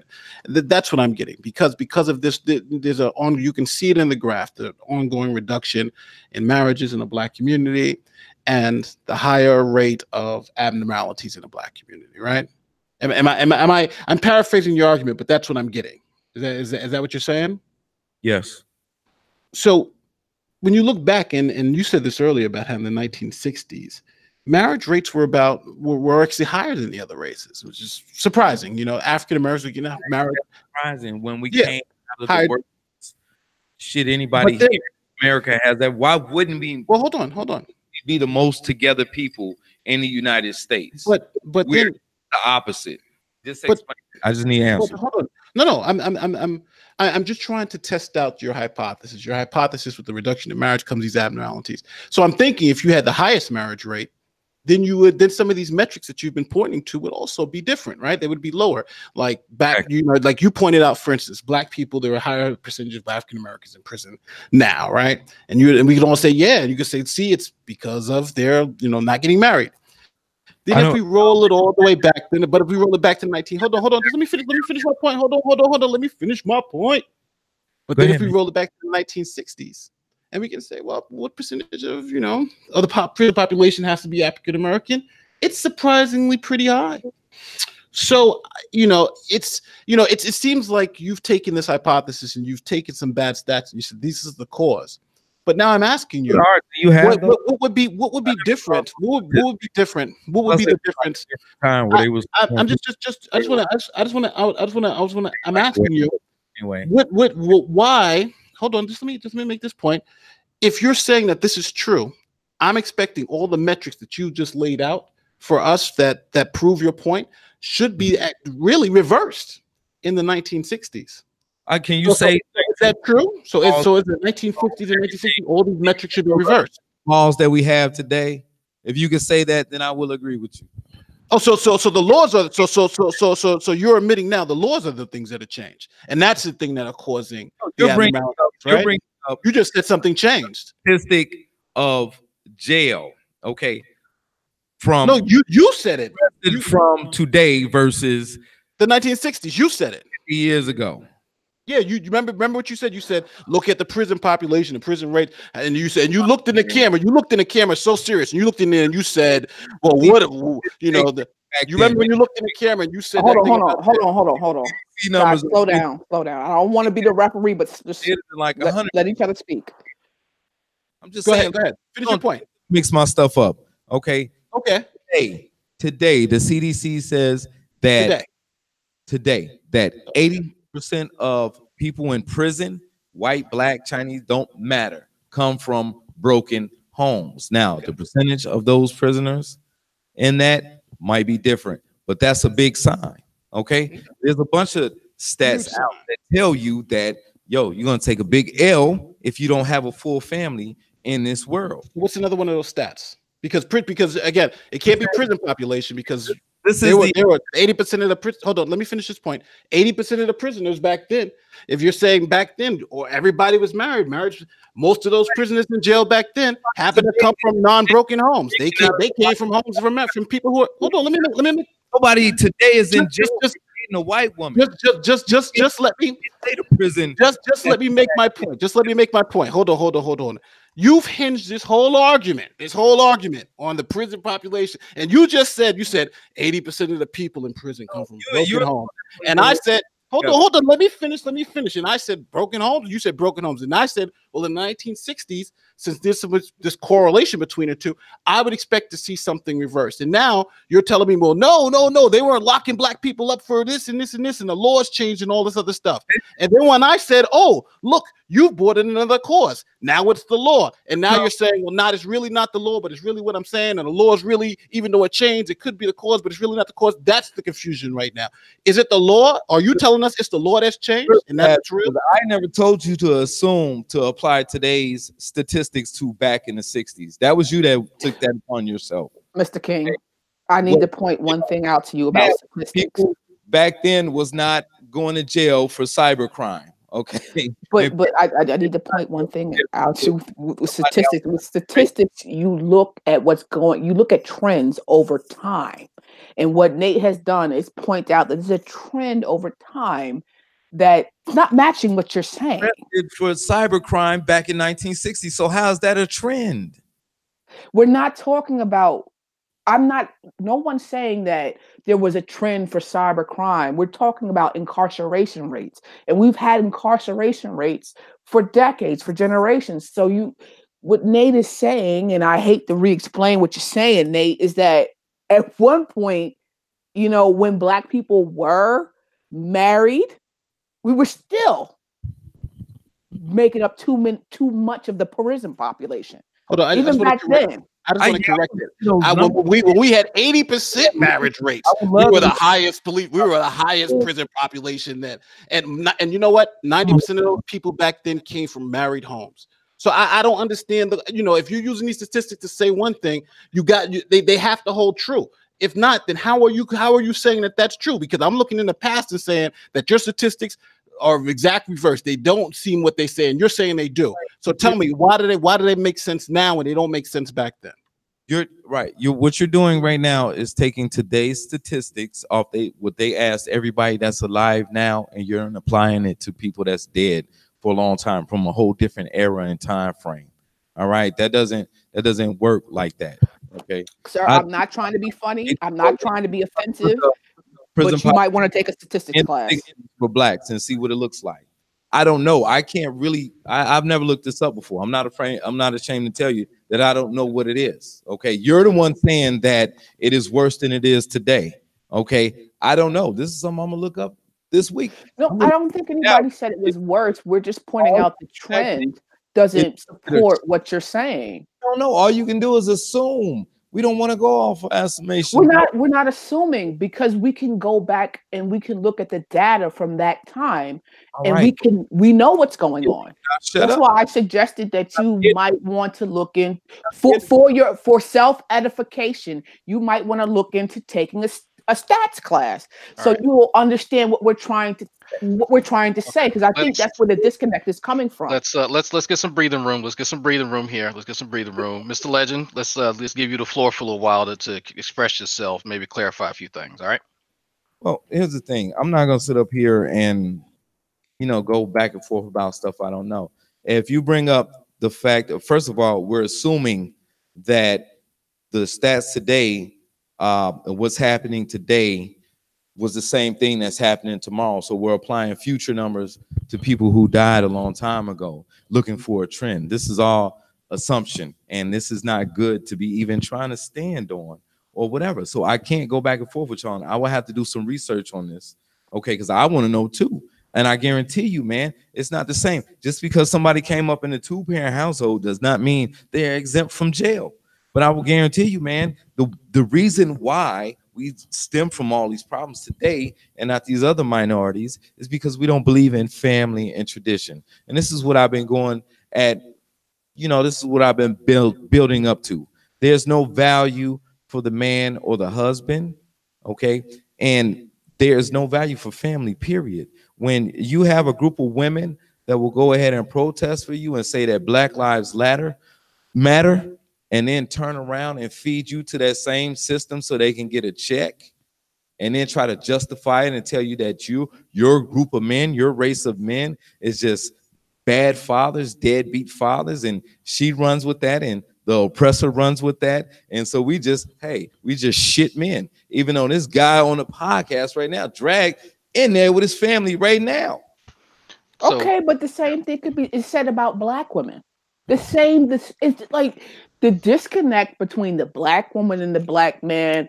It comes from both sides. I hate to use that Trump thing, but it comes from both sides because I could go on to another Facebook page and find a whole bunch of black men saying black women ain't shit, as well as I can go on a page.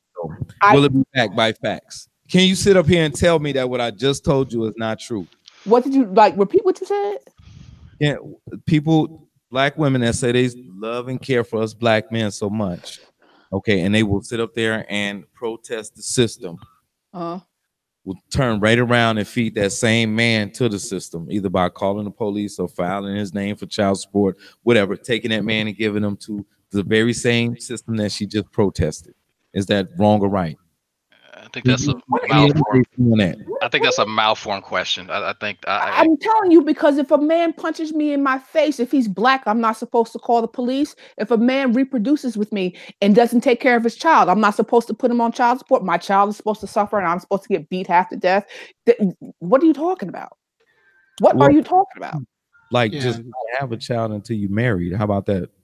Well, that still happens. People get married and their spouse beats them. Oh, we going back to married, the one where we're like 20% or 30% married in this country. But it was 80% now it's coming together. It was 80% before.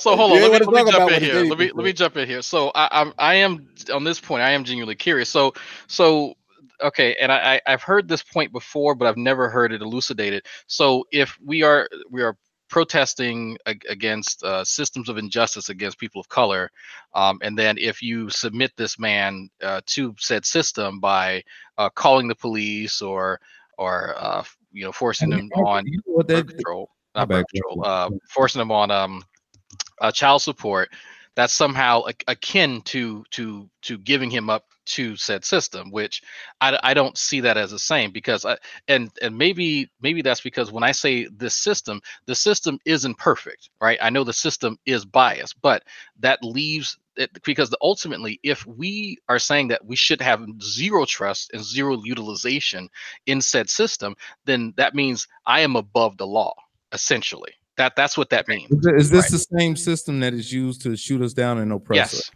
Yes, same system. So it's either. Then I'm gonna let you go. Yeah, go ahead. Be in or out of the system. Say it again. Is it good to be in or out of the system? Out of it. Exactly. So people that put you in it, that's a what? That's a consequence of actions. No, that's a bad thing, bro. You don't want to be. You can say it's a bad thing, but it's a bad thing for who? The person who perpetrated the crime, or the person who is trying to get away from said crime? Is it really a crime? It's a crime. Yes, sir. If I punch my wife in the mouth right now, that is assault. You go to jail and never be able to provide for your family again. That's correct, and somebody will take my place. And you think so? I know so. You assume so. No, I know so. There are dudes waiting. So. There's dudes waiting for me to screw up. I guarantee I can give you their names. They're waiting on me to screw up. But women can find another mate very easily. But here's the thing. Even on like the manifesto on your page, you said women aren't very selective with their mates. So in order for them not to be that selective, they should have a pool of mates readily available. Correct? They do. That's the tacit. That's what you're implying from that. They're the ones who say you can come into my temple or not. Right? Well, sure. Well, yeah. No, and I'm going to agree with you on that. But if that's the case, then they have to have that. I need to hear her say yes to that. Say yes to what? You're not going to hear me say yes, because you need to go look at my Facebook page. I'm not going to. Are women the choosers or not? No. You're actually talking about choosers, or you talking about law enforcement stuff? Because no, we're talking about choosing mates. Choosing mates. Well, for me. It's not for you. We're talking for everybody. You can't get personal with this. But I can't speak for everybody. But can I just make one quick point? Can I make one? Can I make just one point? Can I make one point? The question is malformed because you're trying to allude to that men don't choose their mates. They don't. Men. So you don't believe I chose my mate. You believe that she chose me. Yeah. So I was just walking around the streets and my wife said, I want this guy. and that was it. What you did was you presented yourself to your wife, and she was like, "Sounds like a good deal for me. Let's go." So if I I did make a choice. No, so I did make a choice. I know you don't want her to hear this. No, I made that choice. No, this your wife, and they said no. Would you, and then maybe yeah, but no, you know. What you've done masterfully is tell me I've chosen my wife and just called it something else. If I'm choosing to present myself, I did something in terms where I said where I believe I want this woman to be my wife, right? I wasn't locked up into being it. Nobody put a gun to my head like we were talking about earlier. I said I want to marry. They asked me when I want to get married, do you take this woman? It wasn't like, oh, she just takes you and you are gone. You know what I'm saying? They asked me. I was there. They asked me. And I said yes. I said yes. I take this woman to be my lawfully wedded wife. So because I had to make hold on now. Are you telling me at that point when she was in that white dress, I had to say yes? I couldn't say no. I couldn't say no. I don't want this woman. In the wrong context. Right? This is how you should be thinking about it. No, I'm asking you. Did I have to say yes because I had to say yes? If I had to say yes, if you presented yourself to your wife. And she said, "Fuck no, dude. Do you think that y'all will be married right now?"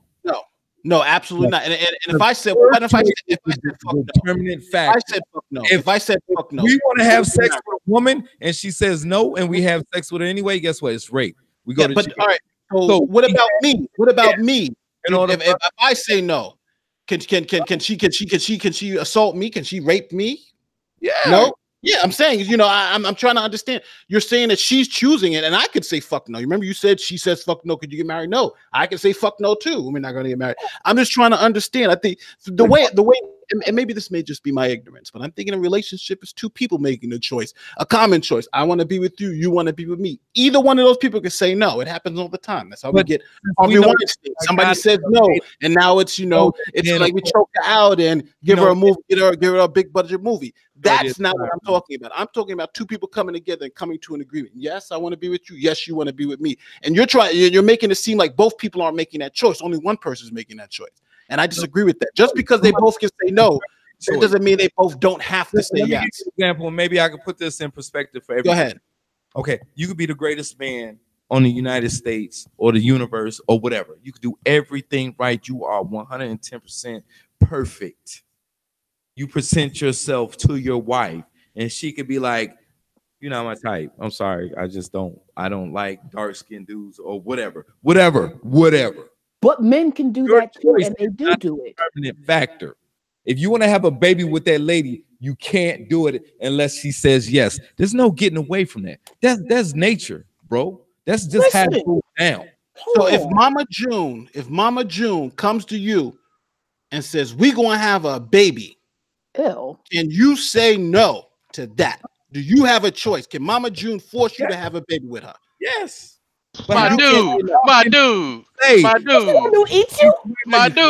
How many women? I'm about to end the show. We done. We end the show. I'm gonna have a baby with you right now, Nate. I want to have a baby with you. What you gonna say? No.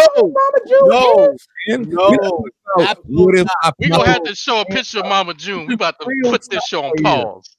Nobody comes. No females come at you like that. No. What traditionally happens, you approach women, you tell her, "Hey, I'm about this and that, this and that, and she say, "Okay." So you choose to approach a woman. But if she say, "The fuck out of my face," you can't do shit after that. So how can you blame any man side of this equation? Listen, what I think you're missing is a very simple saying. Hold on. Let me just say what you're missing is just because either party can say no, which is true. A man or a woman can say no. That does not allude to them both must agreeing to the deal. See, that's the way negotiations work, and this is just one-on-one negotiations. Please explain. Either party, to have an agreement, we must have what you call coming to the minds. That means both of us must agree in a sort of circumstance, whatever facts or whatever we want to, I'll give you $5 to wash my car, something like that. That's the simplest form of deal. And in negotiations for that deal, we have to understand this. Either party can say no at any time, where the deal can't go forward. But to actually have a deal, both parties must say yes. Or to come to some agreement, both parties must say yes. And what you're confusing is the part that, yes, either party can object to the deal, say no, but that doesn't in any way change the fact that they both must say yes to have a deal. So yes, you're true. The woman can say no at any time, but so can the man.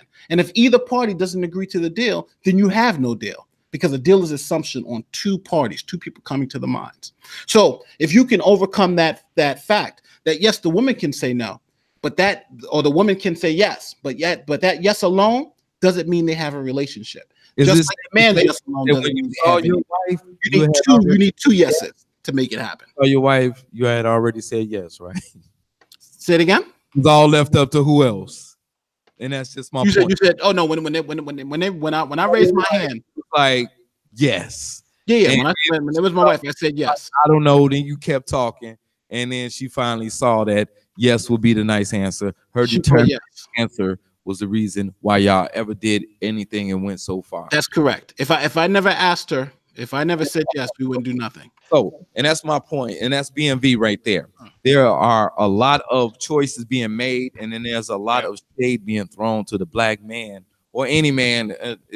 But to us the most. Okay, they want to play us like there's not a lot of good men. There's no Drags. There's no Nates. There's no Mr. Legends. There's only these downtrodden, really, really bad, not taking care of their kids, thugs, goons, whatever type of black men that we have to choose from. Fair enough. But we're here to tell you that there's a subculture of very intelligent men who don't adhere to the media stereotype or the music that you hear on your TV, on your radio, or your stream or whatever, that are ready to be great fathers, ready to be great husbands.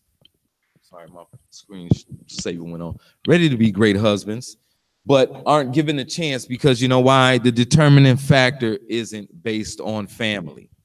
So okay, I gotta ask you, what kind of hookers do you be with? Because I well, now you want to assume I'm fuck with hookers and shit. I'm not saying you personally, but I'm just saying, what kind of hookers are you hanging around with?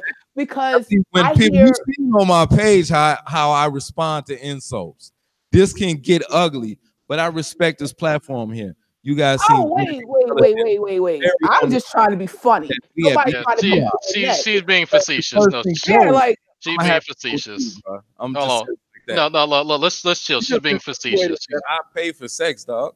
No, she's joking, man. She's joking with you. No, so but let me rephrase it. What kind of bitches do you be around? But no, I've seen. Well, no. Here's the thing. Let me co-sign. I know this might be strange. I'm going to co-sign for him real quick, right? Because I've seen it too.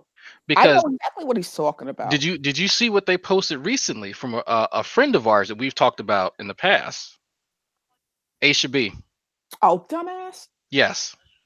But that's the type of chick he's talking about. That's but I want to make sure. Hold on, I want to sure. Is that? Hold on, Mr. Legend. The type of woman you just described, right? Is that someone like Aisha B? Because I think it might not have been you, but it might have been one of your other cohorts that posted something from Aisha B on the Facebook page. I would like to know what it was about before we start talking about it. Okay, well, anything from her is black men ain't shit, black men yada yada yada. Just that she, okay, she's one of these talking heads that just she's all about women empowerment, only at the turn of trying to denigrate black men and men in general. It's because she's trash. Please hold that point. I just want to ask you something real quick. Is there something wrong with her? Is that something? She's trash. That's our main. That's our main enemy. So I agree. Construe our message, but let people like Aisha go. Aisha has a lot of support. Here's the problem. She is, and I completely agree. Here's the problem. Here's where I step in. Right. Yeah, Aisha is anti-family. That's who we classify as anti-family. She will tell you she is. But the thing is, if the problem, because you and I agree on that, and you and I and Odd Talk, and probably Nate also agree that her and people like her are worthless ultimately. But if the problem with what she is saying is that she's generalizing all black men with this stereotype, the response can't be to then stereotype and generalize all black women. That's where we differ. Here's the thing. We never said all to anyone. Here's the thing. This is the logical. Okay. you can't speak 100% about anything. Nothing in this world is 100%. So we speak about the problem and the people responsible for the problem. What happens is that people see that they are a part of the problem and they feel like you're talking about all of them. Okay, no. So a lot of women are narcissistic in that they think that other women think and act as they do, but they don't know that a lot of women, some women are very evil, bogus, vindictive. A lot of women can't be friends with women because they know how sneaky and underhanded they are. Do you think that they're only sneaky and underhanded to you? No, they're sneaky and underhanded to everybody because everything is about them. They're selfish. There's a lot of brothers out there right now that don't know this, man. They're out there trying to be a good father, be a good husband, and we have women out there that are out there to exploit them. And what they keep hearing is, you'll find somebody, you keep going. Nobody's out there saying, no, women can do wrong. Hashtag believe women is bullshit, man. No, these motherfuckers lie and cheat and steal too. The fastest rising population in prison is women at this time, is black women. Okay, do your Googles on that. Yes, they can steal. If you heard Lil Wayne last album, that song he did, Mona Lisa, will tell you exactly how evil they can get when we have been raised to think that these people are sugar and spice and everything nice. There are a lot of dudes going down. A lot of dudes turn into baby daddies and not the fathers that they wanted to be because they thought that women could do no wrong. So when we sit up here and we highlight the anti-family behavior that these women are doing, that is stopping us from cultivating the family that we need to be a competitor in today's American society with our culture. When we try to address those factors, there's some people that are like, you're being negative towards our people. Some people are like, I'm glad somebody fucking standing up. We sitting up here letting Future and Young Thug and everybody represent who the fuck the black man really is, when that's just a small subset of our culture. That's not us. Who is going to stand up and say, this is not us, this is us? We are great fathers. There was a study that just went down that was debunked by not black people, saying that black men are in their families more than any other race when they're outside of the home. But yet instead, us own women will sit up there and perpetuate the stereotype that we deadbeat daddies. You know why? Because they benefit off of that. Just like the white man benefits off of that. They want to make us look like we stupid, like we can't do anything, like we're unintelligent, like these are just the baddest men and we have to choose from them so that they can keep their superiority, the matriarchy in the black community. Okay, now I'm trying to fit a lot of stuff into the little time that we have, but these are the type of subjects that we try to address with BNV. We try to, when we first started in 2006, it was basically just to get that dialogue out there because nobody was saying anything. People were just going on with the flow. They were just like, okay, yeah, I know I'm not a deadbeat, but man, since they said it, why would they lie on us? Don't nobody women lie on them like that. We all we got. Nobody went through the struggle like black men and black women. We should be able to relate to each other the best out of everybody.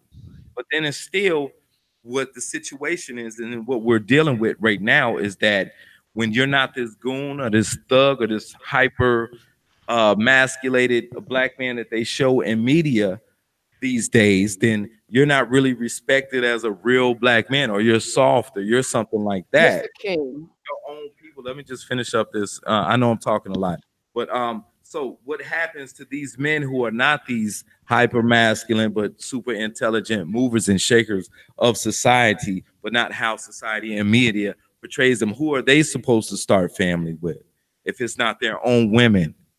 Who is it? Are we supposed to just stay miserable? So our whole BNV is like, yo, you can try to be better people and we can get together, but you're not going to shame me into loving you. You're not going to go ahead and belittle me and tell me I ain't shit, and I'm be like, okay, I'm going to be with the black woman. Mr. King, earlier you took offense to me asking you what type of hookers you were hanging out with. That wasn't a slight against you. That was me trying to point out what kind of black women what kind of foul ass bitches do you be around that are giving you this, because I don't come from that. That's why I'm like always lost when I run across black men such as yourself that want to do stuff and better the community, but you or like black women are X, Y, and Z. Like, what kind of chicks?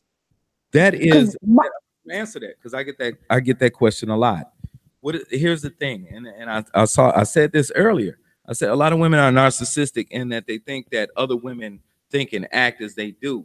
The things that I'm saying may be an atrocity and may be filthy and dirty to you, but you don't date women exclusively throughout your life. Only men do. So when you hear your men talking about these different behaviors that women are capable of, why wouldn't you believe them? You don't date. I didn't say I didn't believe you. I said, what kind of chicks do you be around? Because you can't be around chicks like me and my sisters and my family if you're experiencing that. Or I'm talking about the black women that I've dated throughout my life. Exactly. That's what I said. What kind of chicks you be around? Before our first Facebook page went down, where we had 30,000 likes, we had people checking in from the United Kingdom, from Texas, Florida, New York, all over the country was checking it because we thought it was a Chicago thing. Well, a point of information now. You can see even hold on, just Mr. Legend. It would be fair for you to agree that if you've dated 100 black women in your lifetime, that is not a fair representation of the billions of black women on the planet, right? You would agree with that, right? But when you couldn't extrapolate the fact that you did that brother has dated on Earth in Quest 07 and Country and Virtuous X-Man. Yes. So you got about 700 women. They represent all 5 billion. Everybody has dated. When 100 people has dated 100, and they're saying, "Yeah, we noticed the same thing." That's about 100,000. I'll get 10,000. 100 times 100 is 10,000. So 10,000 is representative of the billions of women. In media, as cartoons, when you start seeing written by men, right? So men writing cartoons about women, or The Simpsons. You're not convincing me here. Movies with the stereotypical black woman attitude. So the stereotype is the black woman. Experience. The stereotype is the black woman. In my own experience. So your experience is because some white guy drew a stereotypical black woman, and you've dated some women that look like that woman. That extrapolates to everyone else. I'm sorry. I think you're talking over me, man. Go ahead. Oh, I'm sorry. No, I was trying to understand your point. You're saying that because you've seen a black woman's representation by a white man on TV that happens to mirror some experiences that you've had, the 2 or 3 or 100, whatever that may be. You can extrapolate that to the hundreds of millions of black women on the planet. No, I don't know. I think you got a bad sample size. On TV, people that subscribe, people that come and post, people that say that like your material or the content that you put out. Okay, if I say, hey man, I saw a red ball at Target, and 50,000 other people say, yeah, we saw one too. It's not just me, is it? It's something that's happening. That's why we say we never talk about all. We never say all at all. It's impossible. But there's obviously a humongous problem that needs to be addressed. So there obviously are some things that need to be highlighted that we need to talk about. Somebody come up and try to discredit it. Okay, then it's not a problem. Are you saying it's not a problem, Nate? So we're trying to. Okay, I think the issue is that we're trying to figure out. So there's personal anecdotes from multitudes of men, Mr. Legend, and all these anecdotes. It's personal. It's not. I mean. Yeah, no, I'm saying they're personal anecdotes. Yeah, it's personal anecdotes from a lot of dudes. Personal. I mean, it's something that we all can relate to. But yeah, that's what personal anecdote is. Like this, I can't disqualify your experience. I got this by a black woman, so all black women ain't nothing. That's anecdotal right there. Well, anytime you tell something that happened to you, that's anecdotal. 1,000 people come along and say, "Yeah, I went through that too." That's not anecdotal. Well, yeah, well, multiple anecdotes is still anecdotes. Like, I mean, it doesn't make it empirical. Like when you get a certain number. Non-anecdotal when when it's empirical. The same thing. When it becomes non-anecdotal when it's empirical. That's you have difference between empirical evidence and anecdotal evidence. I'm not discounting it though. Be recorded to be called empirical. Drag, I'd like to point out something. This type of information to call it empirical. About 20 minutes ago, I tried to give a personal anecdote, and Mr. King shut me down. I can go for that. Actually, one of my pages is called King Legenitis, but that's cool. You can call me Oh, King. Mr. Legend, Mr. King, Mr. Legend. No, because you're not my complexion. You're not what I like, baby. Not at all, sweetheart. Don't wink at me. There's another. I don't have no choice. If I wanted to get what I talk, that's right. It's a crime now. It's a crime. It's a crime. I talk is whoever she picked, that will be the father of her children. If she no, he won't. Then great. We got family going into. But hear what I'm saying. Good. I tried to. You just stepped into a pile of shit. It's on Odd Talk. Alfred said, and that's why Odd Talk is responsible. Responsible for what? Women. You're a woman. You're responsible for what? For bringing children in. No, I'm not. First of all, I'm not physically capable of having kids. Well, we're not talking about you personally. Yeah, but how am I responsible? What are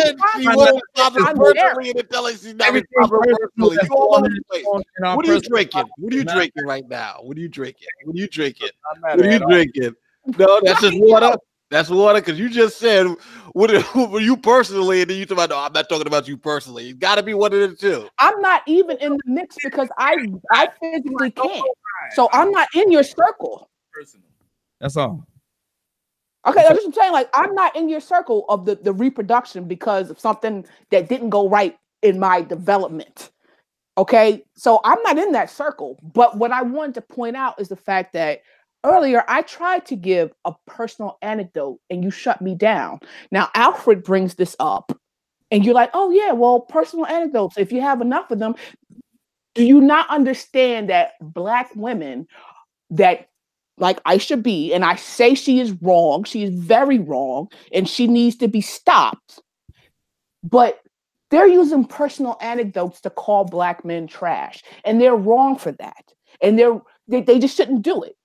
Because their personal experiences do not translate to all Black men. My thing with Aisha B, and I've always said this when I get into it with her, is that my father is not the Black man that you're talking about. Neither is my uncle or my grandfather. So what are you talking about, Trick?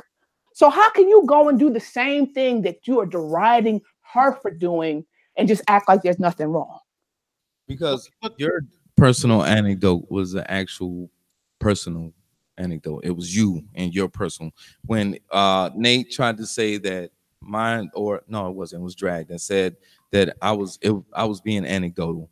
I was explaining to him that my same story is shared among thousands of people already. So what is the threshold between being, it's just my personal experience to an experience that a community or a great number of people, it's a thing then. Let me ask you a question on that. Let me ask you a question on that. There are people alive today that said they were abducted by aliens and saw the ship and all that. And I would say you don't believe them, right? You don't believe them. Like somebody says that they were abducted by aliens. But now there's a group of 100 people who say they were all abducted by aliens. They were all on the ship. They were all over. And you have these type of things happen all the time. I think there was something like 20,000 people in Mexico who saw the sun go all around in the sky, disappear, come up, fly all around. It was a miracle, But most people don't believe they saw what they saw. Most people don't believe them. So this thing about that, hey, you have a shared experience, and I would even object to the whole shared experience piece of it, because you don't have a shared experience. You're saying that you've had experience with this person. They're saying they had an experience with this person. They happen to be the same race, and you're equating that, hey, all people from the same race and the same gender should act like this based on your personal experiences match with your friend's personal experiences. So I'm trying to understand, and that's what we're trying to say. You're putting a lot of weight on that. But if that's true, then all of her personal experiences, if they're shared with her friends, would be true about you. So how are you really relying on this piece of evidence? Because it is anecdotal in nature. I mean, it's your experiences that you're extrapolating and saying, hey, everybody's right. With any type of data that comes out, you have to look at it. And even with our own theories, we have tested them throughout the time. Because one thing BMV does not want to do is come out here and tell people the wrong shit, for lack of better terms. All right. I do not want to be out here looking like an idiot. That's why I'm not afraid to be wrong out here. If you could prove me wrong, thank you. I will be grateful for your enlightenment. Okay, but here's the things that we found and that we proved. Okay, if I can ask you, Nate, have you ever been out on a date and a girl just was like, yo, you're not my type? So no. Has that ever happened to you? Yes. Okay. Has it happened to you, Drag? I know you're pimping from Malaysia. No. I gained pimp game later in life. No. Anyway, I have too. That happens to me too. That happens to men. That happens to men all the time. You know what I'm saying? That happens to women. Sit up here and talk about why that happens and the reason why that happens and what we can do about that and what we can do to make that better. You know what I'm saying? Without somebody coming in saying that we hate women. You know what I'm saying? Like, it's not anecdotal because I got dissed by a woman, because you've got dissed by one. I'm pretty sure. I don't know. I have to guess with I talk. You know, yeah, she's been like everyone here has been rejected. And so I guess I think I should have started. So when I say a personal anecdote, your personal experience, something that's personally happened to you, right? You can share. Yeah, you can share an anecdote with someone else, but that doesn't. I mean, that adds a bit of confirmation, but it's still an anecdote. So no, and I don't want to debate the meaning, the subjectivity of being anecdotal or whatever. Sure, but once you can't debate it, it's defined in the dictionary. People start to relate that, hey, the sky is blue. Oh, the sky. Me too. The sky's blue. Then guess what? The sky is blue. If everybody wants to believe that Bill Cosby is a rapist, guess what? Bill Cosby is a rapist. I see. That's where I differ, because having people believe something isn't a metric for truth. Exactly. No. So and that's the thing. And again, I've tackled this issue with and people. That's what we pride ourselves in. And I think that's a mistake. Like that is an essential mistake that a lot of people. It's not just it's not one group of people. Let me give y'all an example. Go for it. Go ahead. One that we use a lot. Okay. Before you start, like, did you apply the scientific method to this? No, we just researched a lot. When we first started, this is how BMV started. We were sitting around the breakfast table. Me and my best friends would go Saturday and talk at the table, talk about what happened to us last night, what we did hanging out last night. And I was like, a lot of the things we are saying, because we were all looking for someone special to start our life with, and we trying to do that, but it didn't happen with old girl because why? Oh, it didn't happen with a girl because me too. And it's why? That's because it's her fault. Familiar. So let's put this out there and see. This was before the word podcast was even termed. Okay. In 2006, YouTube was jumping off at the exact very same time. Okay.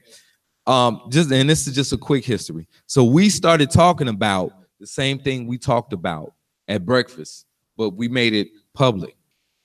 And thousands of men came in and was like, wow, we thought something was wrong with us. We thought we couldn't figure it out. There was some things that women were doing, and we thought it was us. We thought we was doing something wrong or something like that. But hearing you brothers talk about it, there's no format still really like this, like what you're doing now. And that's what I was telling you, Drag. When we started it back in the day, nobody else was doing it. So it gave everybody a format to speak what was on their mind uninhibited. Other people can't do this. That's why YouTube is so big now. Other people can't do this because they're afraid they'll lose their sponsors. If you say something bad about a gay person, your career might go down.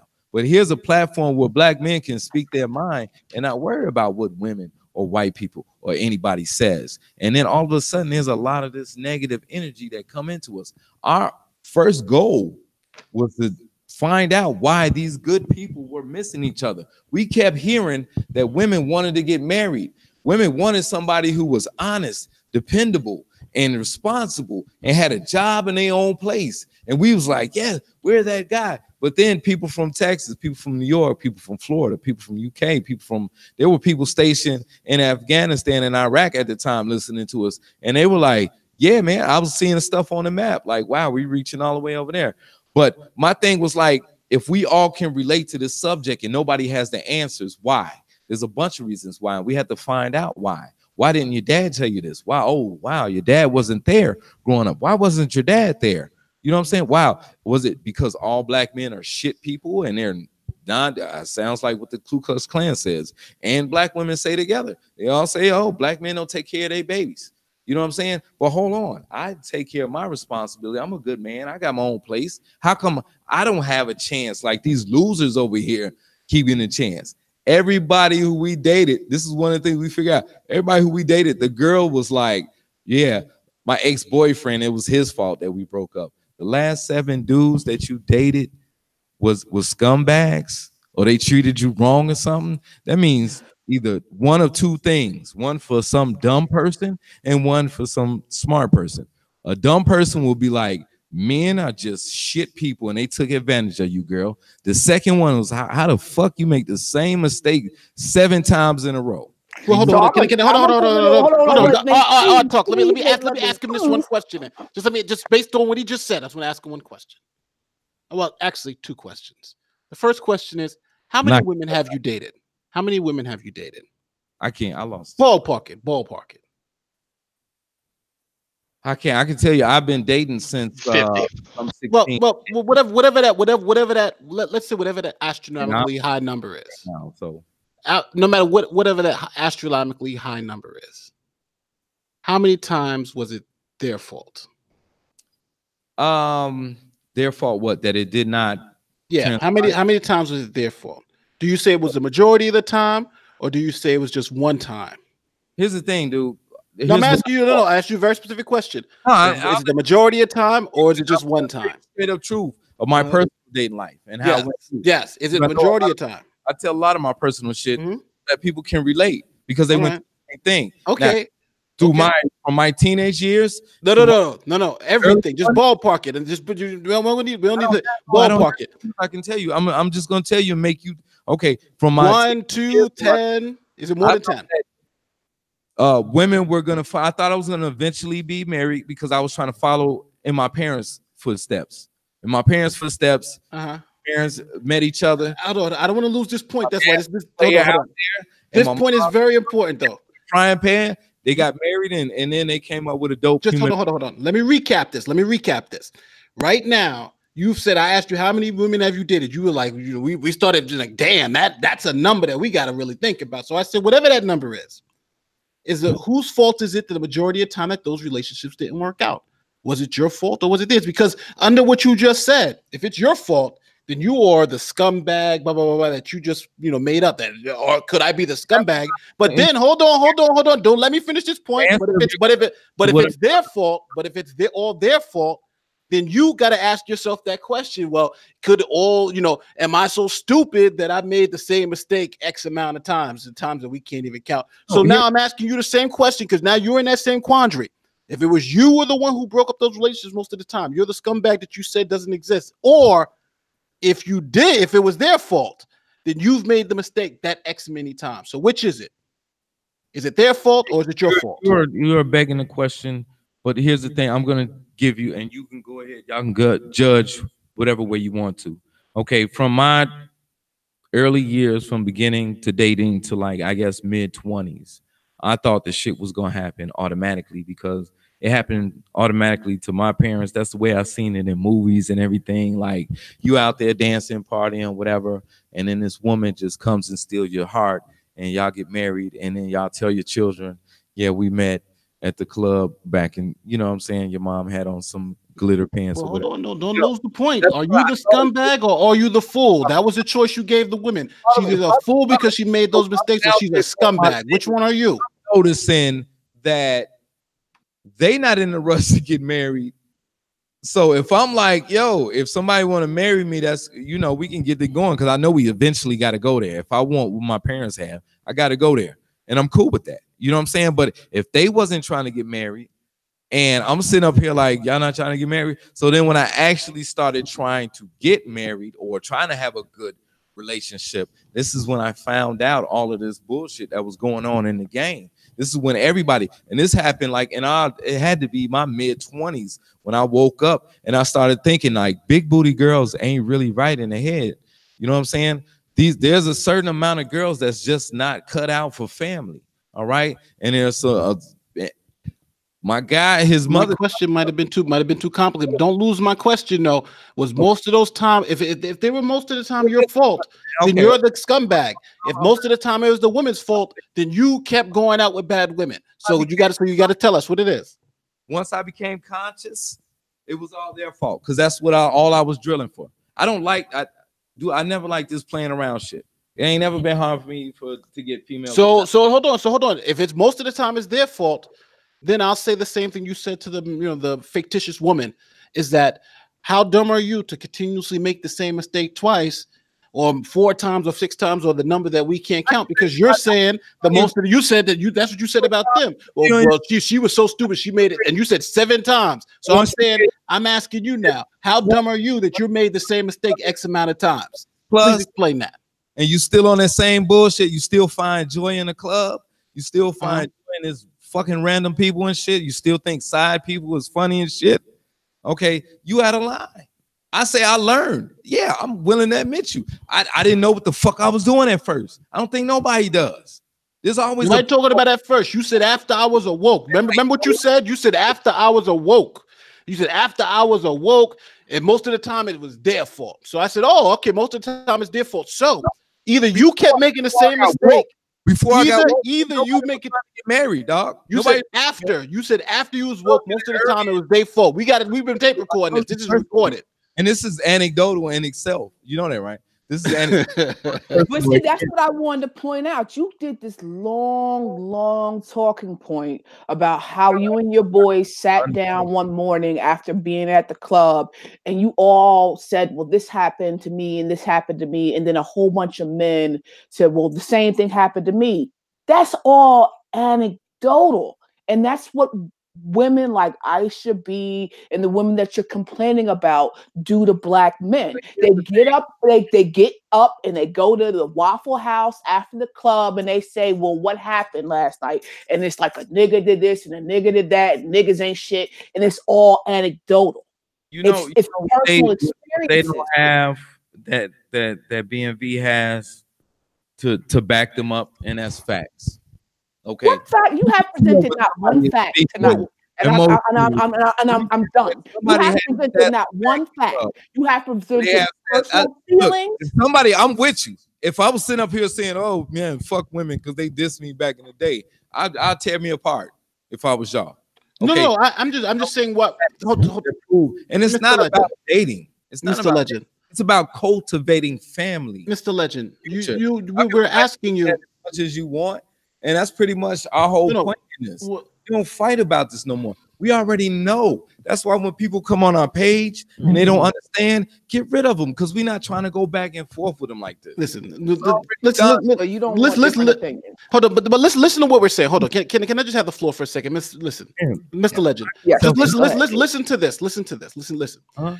You're talking about evidence and objective facts, and you have the proof, and this is from my perspective. I don't know. I can't speak for anybody else in the room. I can only speak for myself.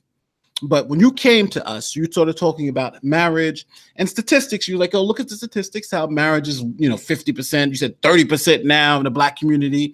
And then you said, well, look at all this calamity that's also happened in the black community based on this particular number, right? Based on the broken up family. Then you went into family and how Mexicans, and then you said Hispanics, then you went to Asians, and if they still have family, blacks don't have family, and it's all about the family, and then you started going on about that particular aspect of why family is messed up in the black community. And we were trying to say, okay, well, how does the lack of family or the tearing down of the family, how does it equate to all these other bad things that you said? And one of the things you brought up was the prison population. You said, oh, look at prison population. And then you did say just, 80% of the people in prison. You looked at Kim and said 80% of the people in prison come from broken homes.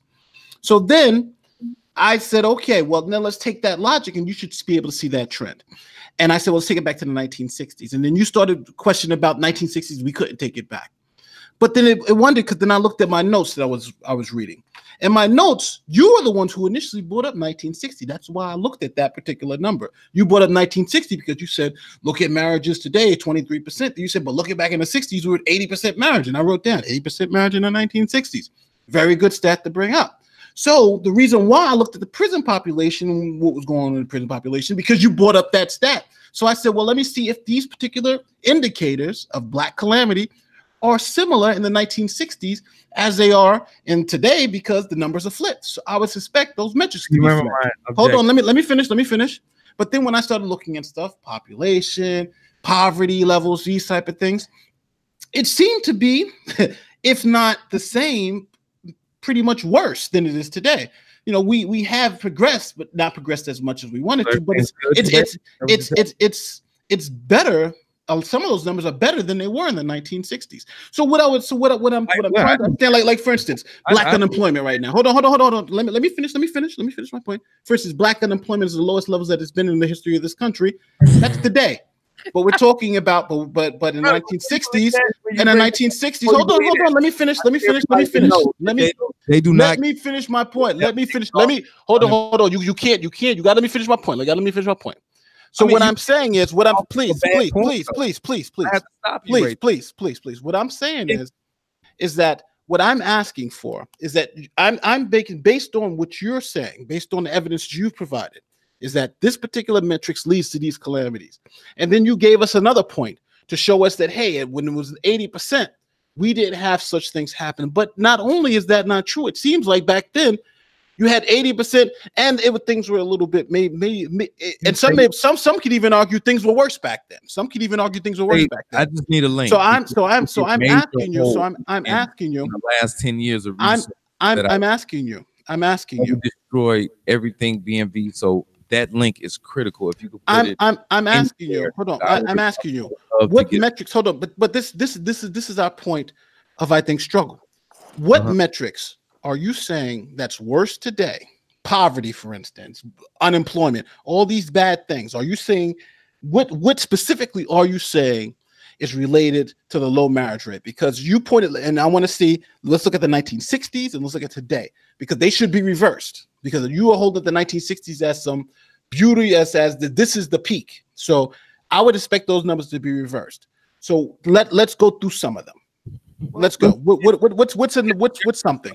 Times, man. You know, now back then. Let's want to do prison rates. You want to check that one out? No. We're gonna stay away from prison rates. We know what they're going to say. Yeah, prison rates ain't good for you. Yeah, but what are we looking at now? Unemployment. Because this let's look at unemployment. 1960s. Like, yo, totally missed over. I would quit, dog. If what you're saying is true, I'll quit. I'll be like, okay, cool. Well, let's look at unemployment from the 1960s to the day. Let's look up the unemployment numbers. Until I check it out. That's just the type of integrity that I have in my mental. But I'm saying, just what do you want to see? Let's do prison population just for the hell of it. You want to do prison just for the drag? Were there less? Well, there had to be less by number, but what about by percentage? Because one of your points is that the African Americans in prison. The Trump statistic that unemployment for blacks is that people don't realize that they don't count people who don't receive, who exhaust their unemployment benefits. They don't count them as unemployed anymore. So where do those people go? Nate, okay, unemployed. Mr. Legend, Nate, I want to ask a question. That politicians use to tell everybody, hey, everything's okay. There's no cause for concern. There's a lot of information out here, and it seems that a lot of black people try to hold on to this shit when we talk about what's going on. They sit up there and they try to fight us in these facts to make us believe that everything is okay with the black culture. Okay, but when you look outside your window, this window right behind me will show you the south side of Chicago, where like 600 people have been getting murdered yearly, and there's no. They're talking about putting the National Guard right back out there. You know what I'm saying? So how can you sit up here and tell me everything that I'm bringing to the table, just proving my numbers and all of this? What is the problem then? If what I'm saying is not the problem, because all of these I run a not-for-profit. All of these families out here, they come from a single parent household. They sit down in my office, no daddy, nowhere. You know why? Is it because black men are stupid and don't know? No, because they don't know. They don't have a frame of reference of who a father is or how to be a father. Why? Because their mother didn't pick a father figure to be their father. Now, who do we hold accountable for that? Oh, hold on. So, how do you explain? I don't know. Let's say my parents met at Travis Air Force Base in Travis, California. They had a excuse me, sir, they had a whirlwind courtship, and at the ripe old age of 16, they got divorced. Okay, and it's because of something that my dad did. Okay, and I'm gonna drop jewels for people who are watching this. The jewel that my mother gave me. You don't know exactly who you are fucking with until you marry them, and you have no real way out. Until you have to live with that nigga or that bitch day in and day out, and then you really get to know who they are. So you can say somebody chose bad, but you don't really know who someone is until you live with them. Oh. And my parents got married. Drag, did you know your wife before you married her? So just to give you my parents dated for 5 Drag, years. Did you know your wife before? Did she know you before y'all got married? Oh, Drag, don't play that game. My parents dated for 5 years before they got married, and I was born after they got married. Drag, so is that anecdotal? That sounds personal to me. Yeah, it is an anecdote. No, I never disputed what you've been doing the entire time. You have been telling personal stories. Just a few minutes ago, you told a personal story about your nonprofit. Personally, he asked me how many people did I date. That's personal. Yeah, I didn't say anything about dating. I said about your nonprofit. You just sat up here and you told us about your personal experience with your nonprofit. You have been vomiting anecdotal personal stories. Discredit everything that I'm saying. But you've been vomiting personal anecdotal stories all night. So when someone else does that, matter of fact, the two men in here have given anecdotal stories. Now, it seems as if when a woman opens her mouth to give an anecdotal story, now you got a problem. Take it from there, guys. We've known each other for 18 years. No, right. So let me give actually anecdotal. It was. You brought up something from personal life.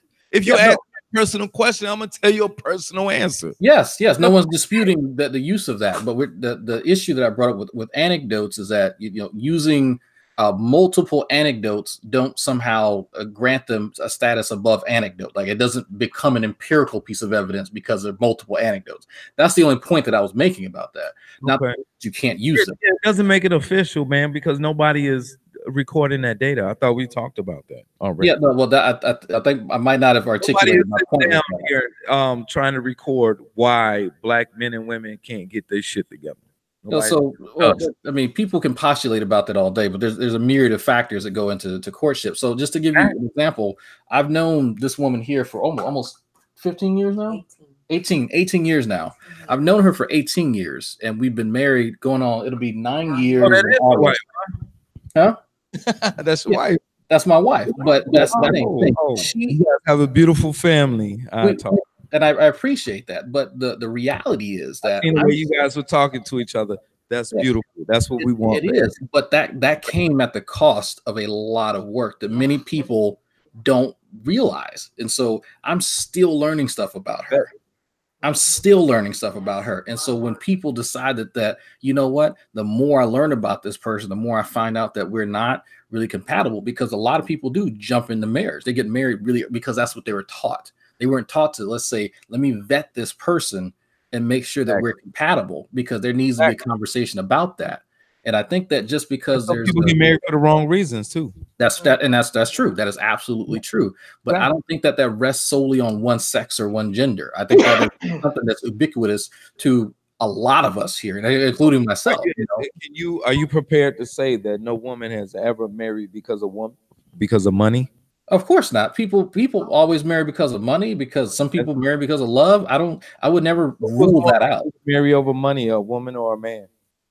It depends, but in this society, it's going to be mostly women marrying men, because in this society, men possess most of the income. I mean, the exception, we all know here, the exception does not make the rule, right? Well, sure.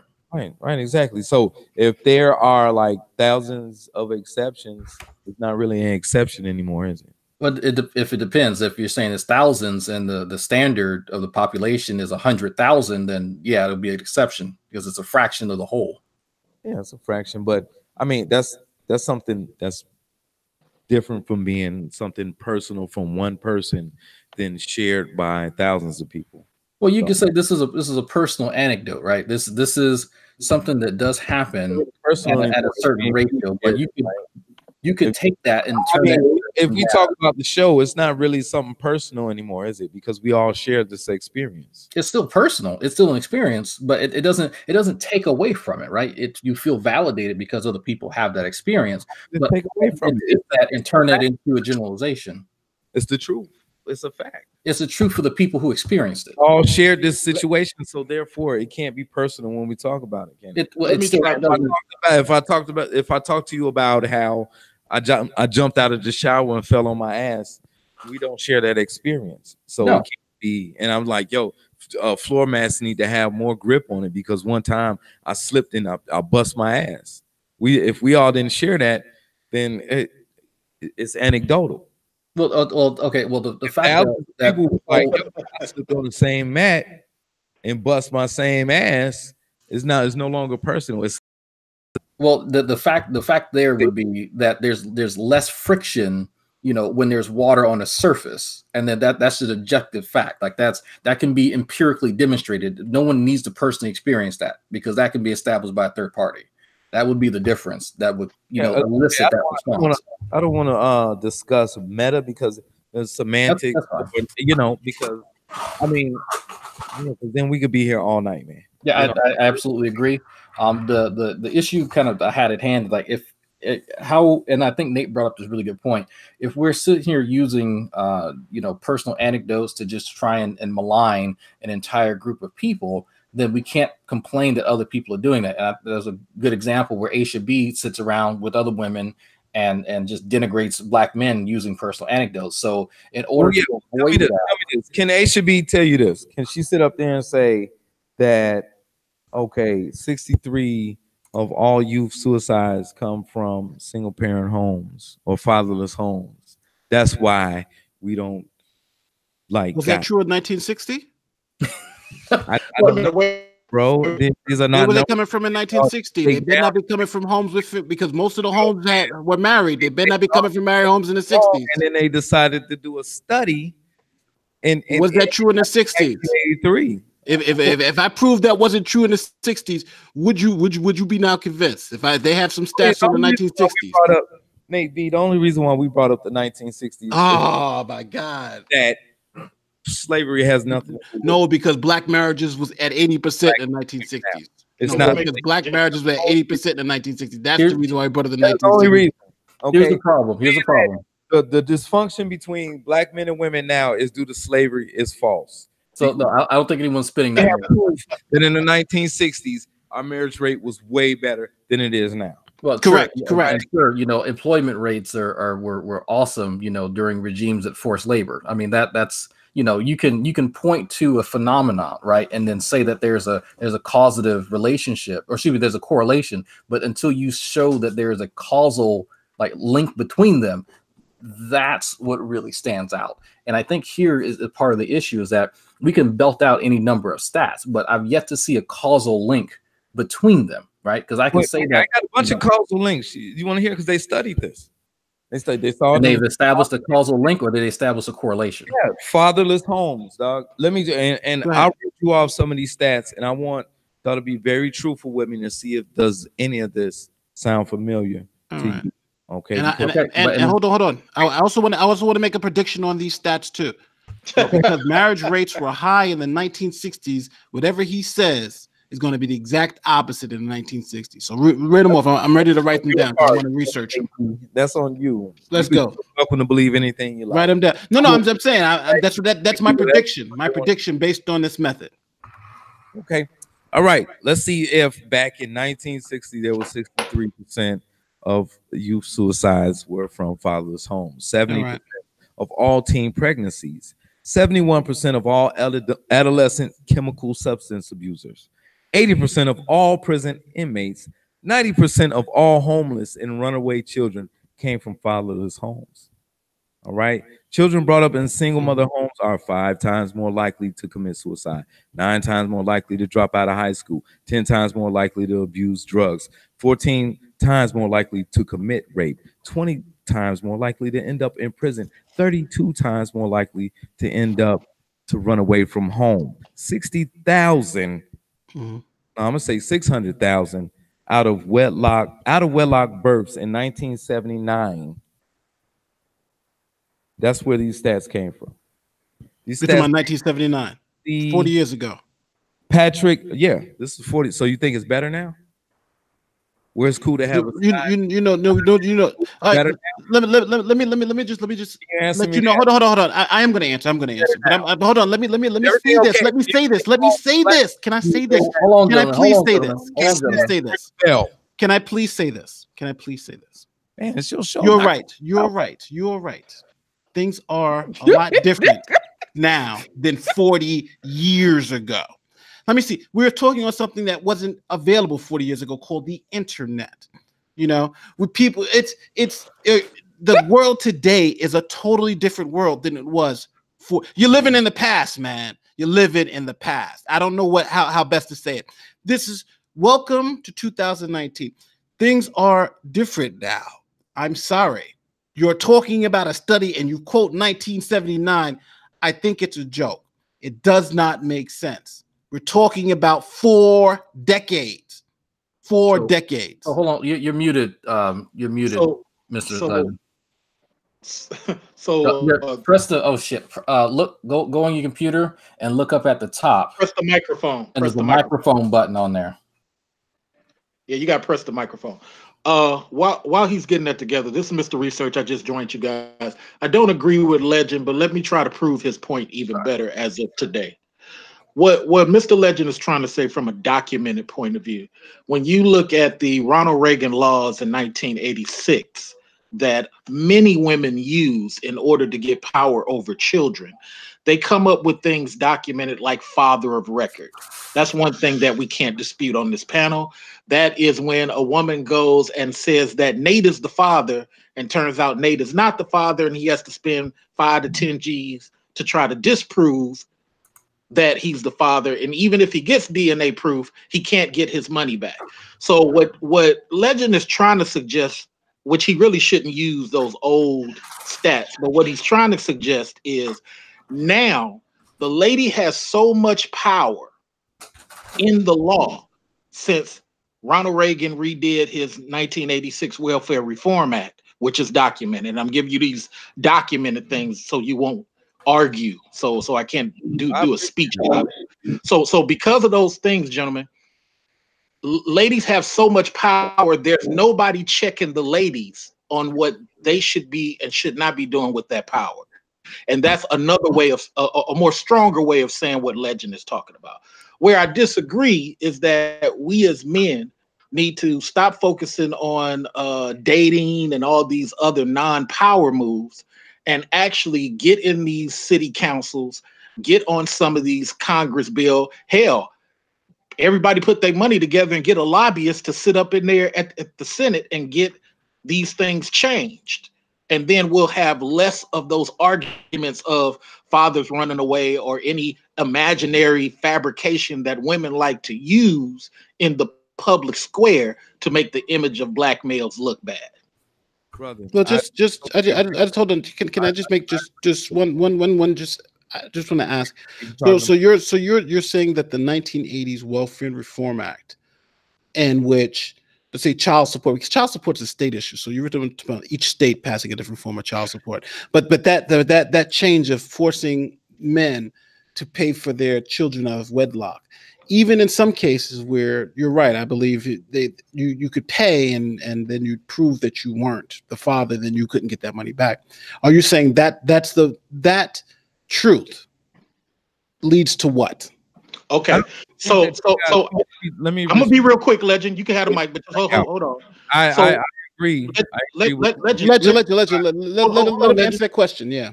So one incorrect thing that you said. Go ahead. When you said it's a state thing, when she signs up for welfare, it's no longer a state, it's a federal. So you're thinking just going to family court. No, once she signs up, she automatically gets a $250,000 lawyer that she doesn't have to pay for. And the judge has a best interest to work with her because they get 26% interest on whatever is going on. So once she signs up for welfare, I'm proving your point, Legend. Once she signs up for welfare, it's no longer a state, it's a federal. You may not have known that, but that's what's documented. And I say that to say what Legend is trying to say is power. There's no one to regulate her abuse of power, not even other women, not even old women.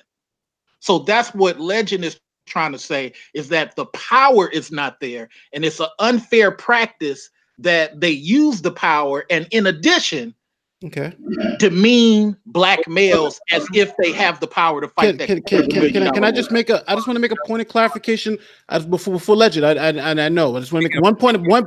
There's a huge point of clarification I need to make. Number one, yes, if you're signing up for a government program, welfare, government cheese, and you sign, that is a federal program you're signing up for. But you are mistaking about child support. Child support is usually done by the state.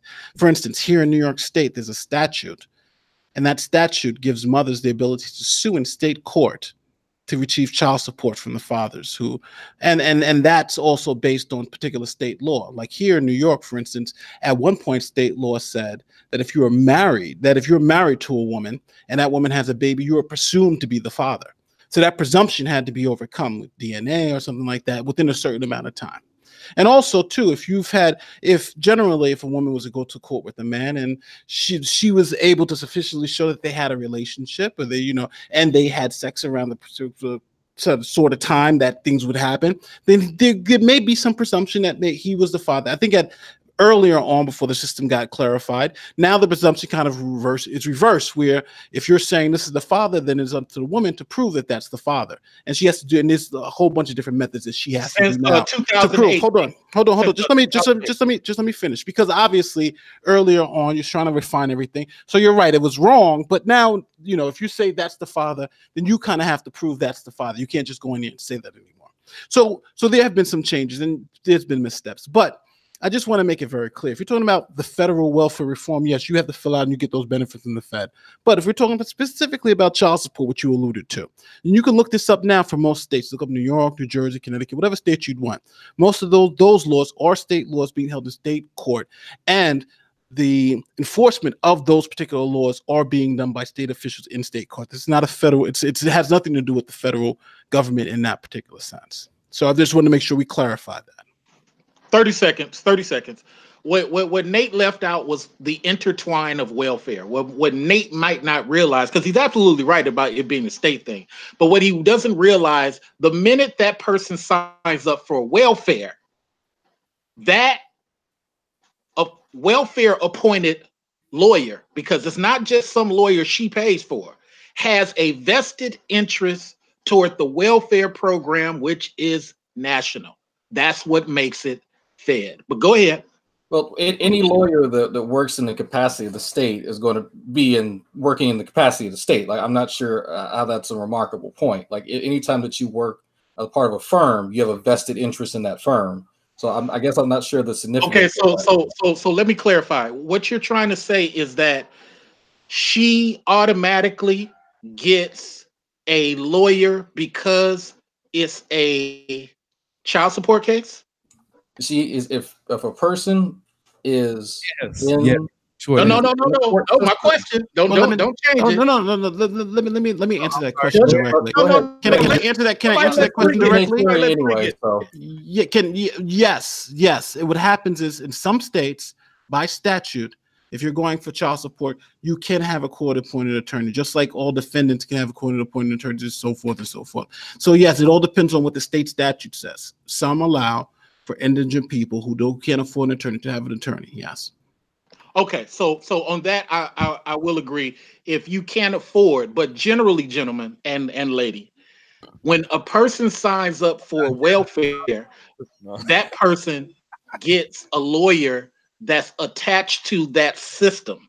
Well, you may not realize that. I'm going to agree. You may not realize that, but generally, what Legend is trying to say is about the power. But I'm going to concede because I want to share the mic, and I'm dominating it too much. But I just want to say, gentlemen, there may be some aspects about the power of signing up for welfare that is totally different than regular child support, Nate. But I'm gonna back up off the mic. Well, let's just say this: men can sign up for welfare too. There are men on welfare. Just it's just not all women. Just one point. And the second point I would just like to make is that even if we were to make this comparison about welfare and the federal system, I'm still not understanding how, for instance, your point was when I made the point that the attorneys, that if you can't afford an attorney, then one will be provided to you based on state law. And you said, yeah, you agree with that. You don't see anything wrong with that. But then you go on and you said, well, most of these women are on welfare. So I'm thinking if someone's applying for welfare, they don't have the means to apply for an attorney. I'm trying to understand. So you do believe that there are people who are on welfare because I would suspect there are maybe fraudulent people on welfare, but I'm saying the majority of people on welfare are poor people. No, that's incorrect. And they have YouTube videos of ladies bragging about that they don't need it, which goes to Legend's point again.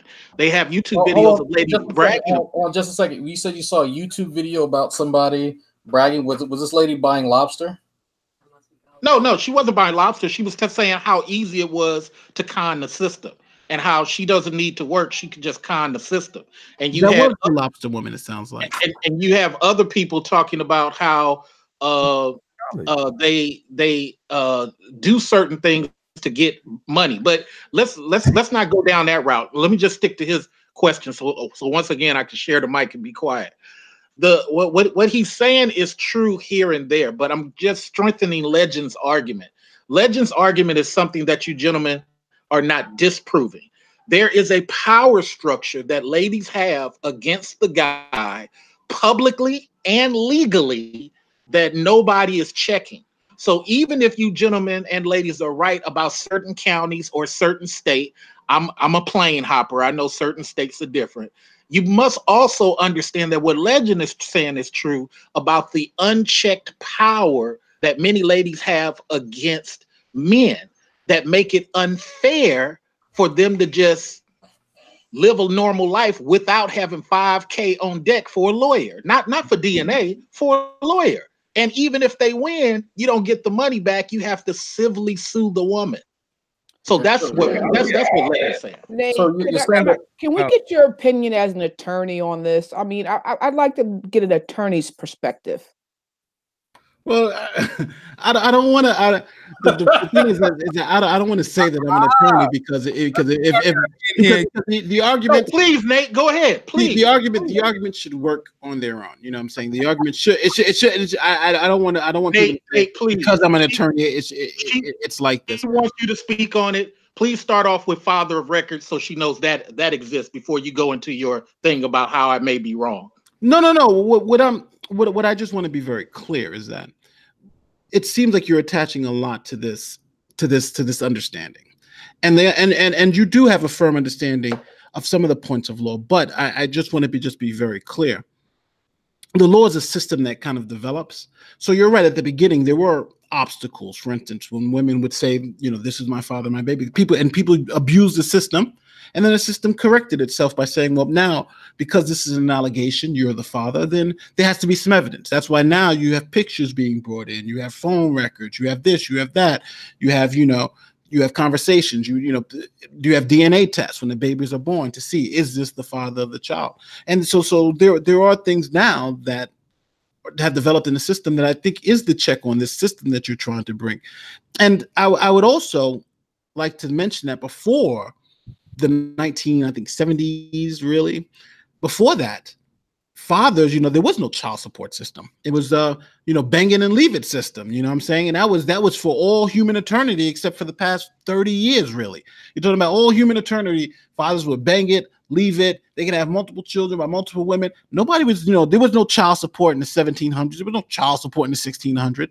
So it seems like if this is the argument that child support is the problem, I think it's a development of human nature. And I think it's us understanding that if you father a child out of wedlock, you have to be responsible for that. Nate, I'm not going to let you get away with that. Me and Legend are talking about abuse of power regarding females using laws. Nobody ever said. Go ahead, Legend. Have any reproductive rights? You think that's fair to say? You don't have reproductive rights. Walking around with turkey bases in their purse. I mean, you could try that, but sperm ain't that viable after it leaves the urethra. But hi, I'm the biology guy, by the way. I work in medical. I know you're being facetious, but because it sounds like you're asserting that there are very little things that kind of keep women in line. Because if you are a woman, Nate just told you only recently that happened. 3.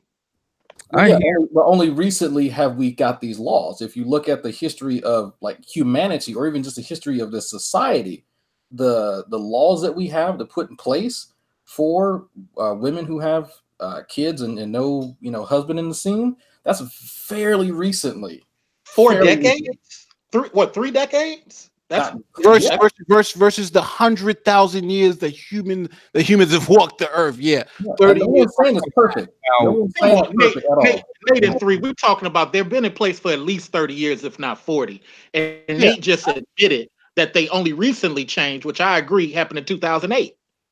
Yeah, I think. Well, I'm not sure. Again, there's 50 different states, so I can't speak to all 50 states changing in 2008. I know the change had occurred, and I'm not even sure some states may have already started with this particular principle. So I won't even grant that. But what I'll do grant is that I am aware that in some places, the presumption was if a woman was to come and say that man is the father of the baby, then yes, what you're saying is accurate.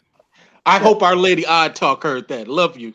I hope she heard that one. So here, I mean, I heard it, but it doesn't mean what's your point? Yeah, that's I'm trying to figure that out too. I said it 4 times. I said it 4 times. The abuse of power is what Legend was trying to say.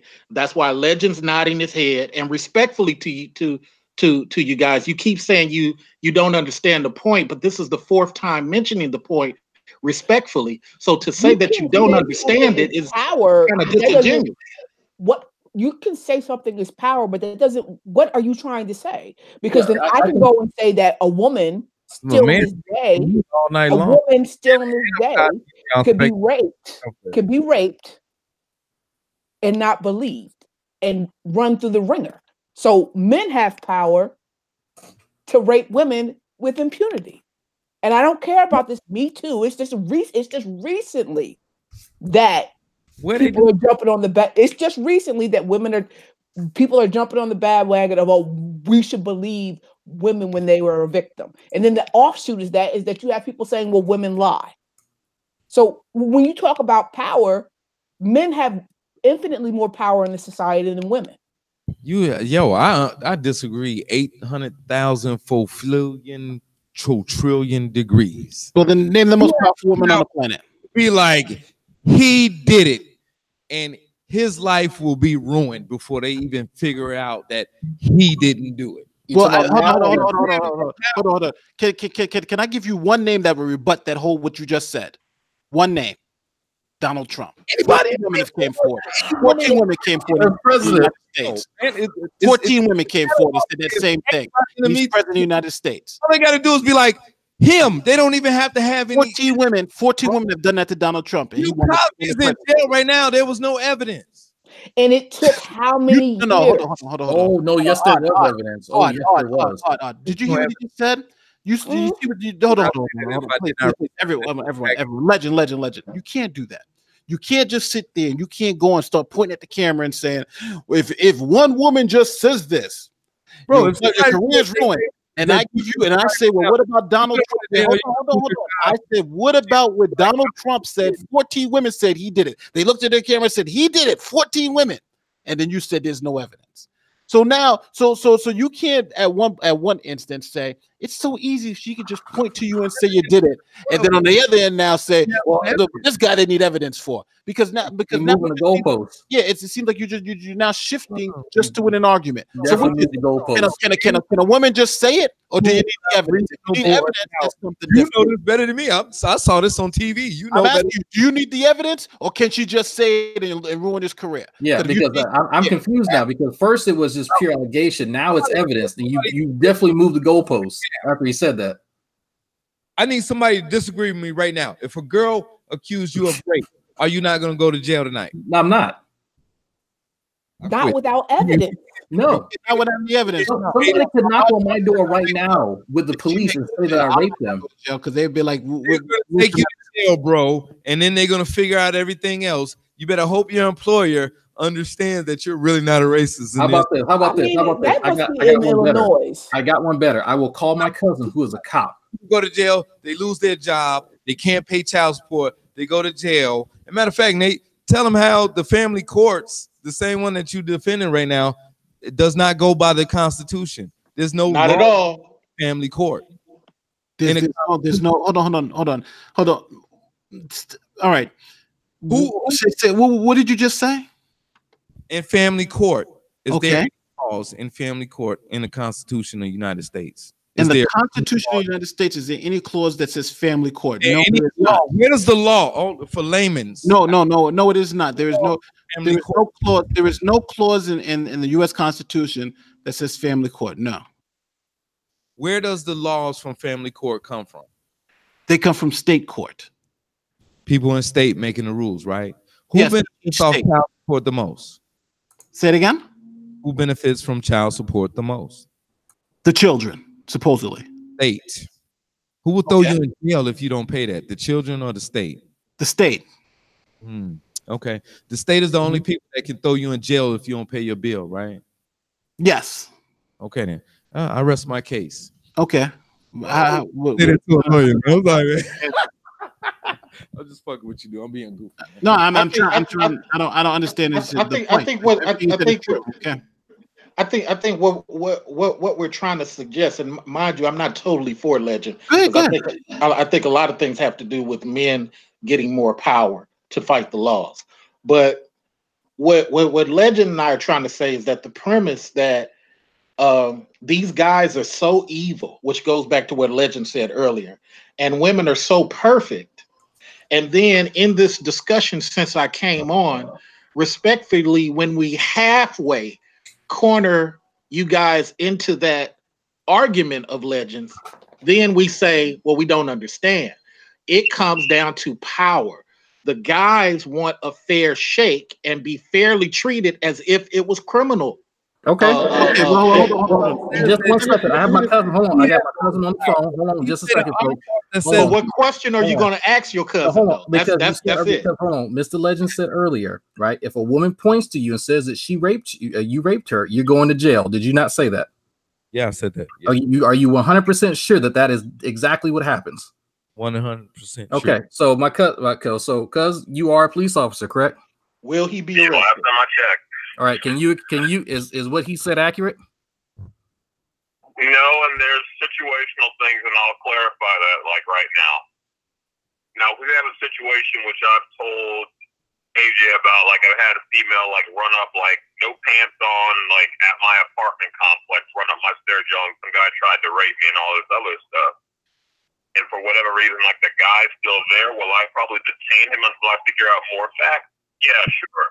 In this situation, like I told AJ or whatever, it wound up being that chick was so damn drunk she forgot what her boyfriend was like because she was completely wasted. But no, we're not going to sit there if somebody says, okay, blah, blah, blah, this guy raped me until we get more facts or anything else like that. We're going to question that individual person, speak what happened from their point of view. It's not like automatically like, oh, you're going to jail because she said you raped you. No. You're going to be questioned, and if facts line up that show that, hey, you may have sexually assaulted somebody with evidence and stuff like that, yeah, sure. But are you just based on like somebody's word per se? No, that's not how Okay. So, cousin, before you go, cousin, can another officer? Wait. Hold on. I got a question. Hold on. Can another officer, other than you, cousin, make the discretion to just send him to the holding tank and get it figured out from there?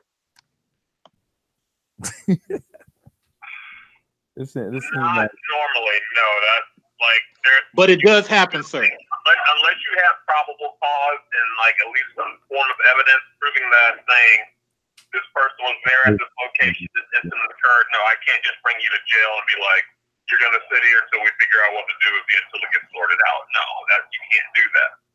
Yeah, you have to have some probable cause. All right. I appreciate that, cuz. Yeah. All right, thank you, man. All right. One thing it seems like what you guys are trying to allude to is that women have this superpower within the law somehow, and trying to equate it to this notion. And you guys have kept mentioning this word power. Like even this whole family court is not in the Constitution, and I would agree with that, but there's a whole bunch of laws, like this. None of the DMV laws are in the Constitution. None of the FDA, the things from the FDA aren't in the Constitution. It's almost like rudimentary that I do understand that that the world is changing. Hold on, let me say this. I do understand that the world is changing, in which women's rights are different, and they're different than they were 30 years ago. They're different than they were 10 years ago, because it's equality that's being demanded. It's equality. And I always say this, a lot of people don't realize, but Black women were enslaved far longer than Black men. When the 13th Amendment happened, it was just the free Black men. Remember when the first Blacks were able to vote, they weren't Black women, they were Black men. And even to the 19th Amendment, remember, white women couldn't even vote to the 19th Amendment. This is after the 13th Amendment. This is just a continuation on the equality that we're trying to impose on the opposite sex. And I think you're going to have some struggles when you get there. You're going to have some overreactions, and you're going to have sometimes where things will have to be figured out. But I think at the end, we want equality, right? I would say women should be equal to men, and we should all be able to make choices and come together. And if you guys disagree with that, I don't know why. No, what you're saying is what they say on the outside, but it's just a ruse. It's just a Trojan horse to get in here and doing what they want to do. Here's the thing: when you sit up here and say hashtag believe women as if they don't lie, that I can't agree with that. If you can point at somebody and say he gets paid more than me because he's a man, not because he works harder than me. If you can sit up here and say Captain Marvel flopped because men are protesting it, not because we made a bad movie or something like that. Dude, there is a power structure in America that is being changed. If Harvey Weinstein, if all of these top dog rich people can be accused of rape, when we know I'm 100 there, all right? I got $500, man. It's females that want to get with me. You trying to tell me these millionaires got to force themselves on people?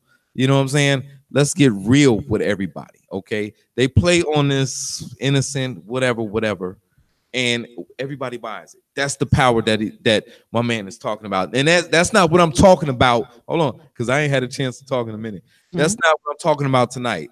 Caller asked, that is one leg of BMV right there. There's like, man, multiple octopus that this gynocentric society wants you to believe. And you got to understand that there are several things, like there are brick and mortar female feminist lobbyists in the government right now trying to change things right now, where there's nobody in there trying to lobby for men's rights at all.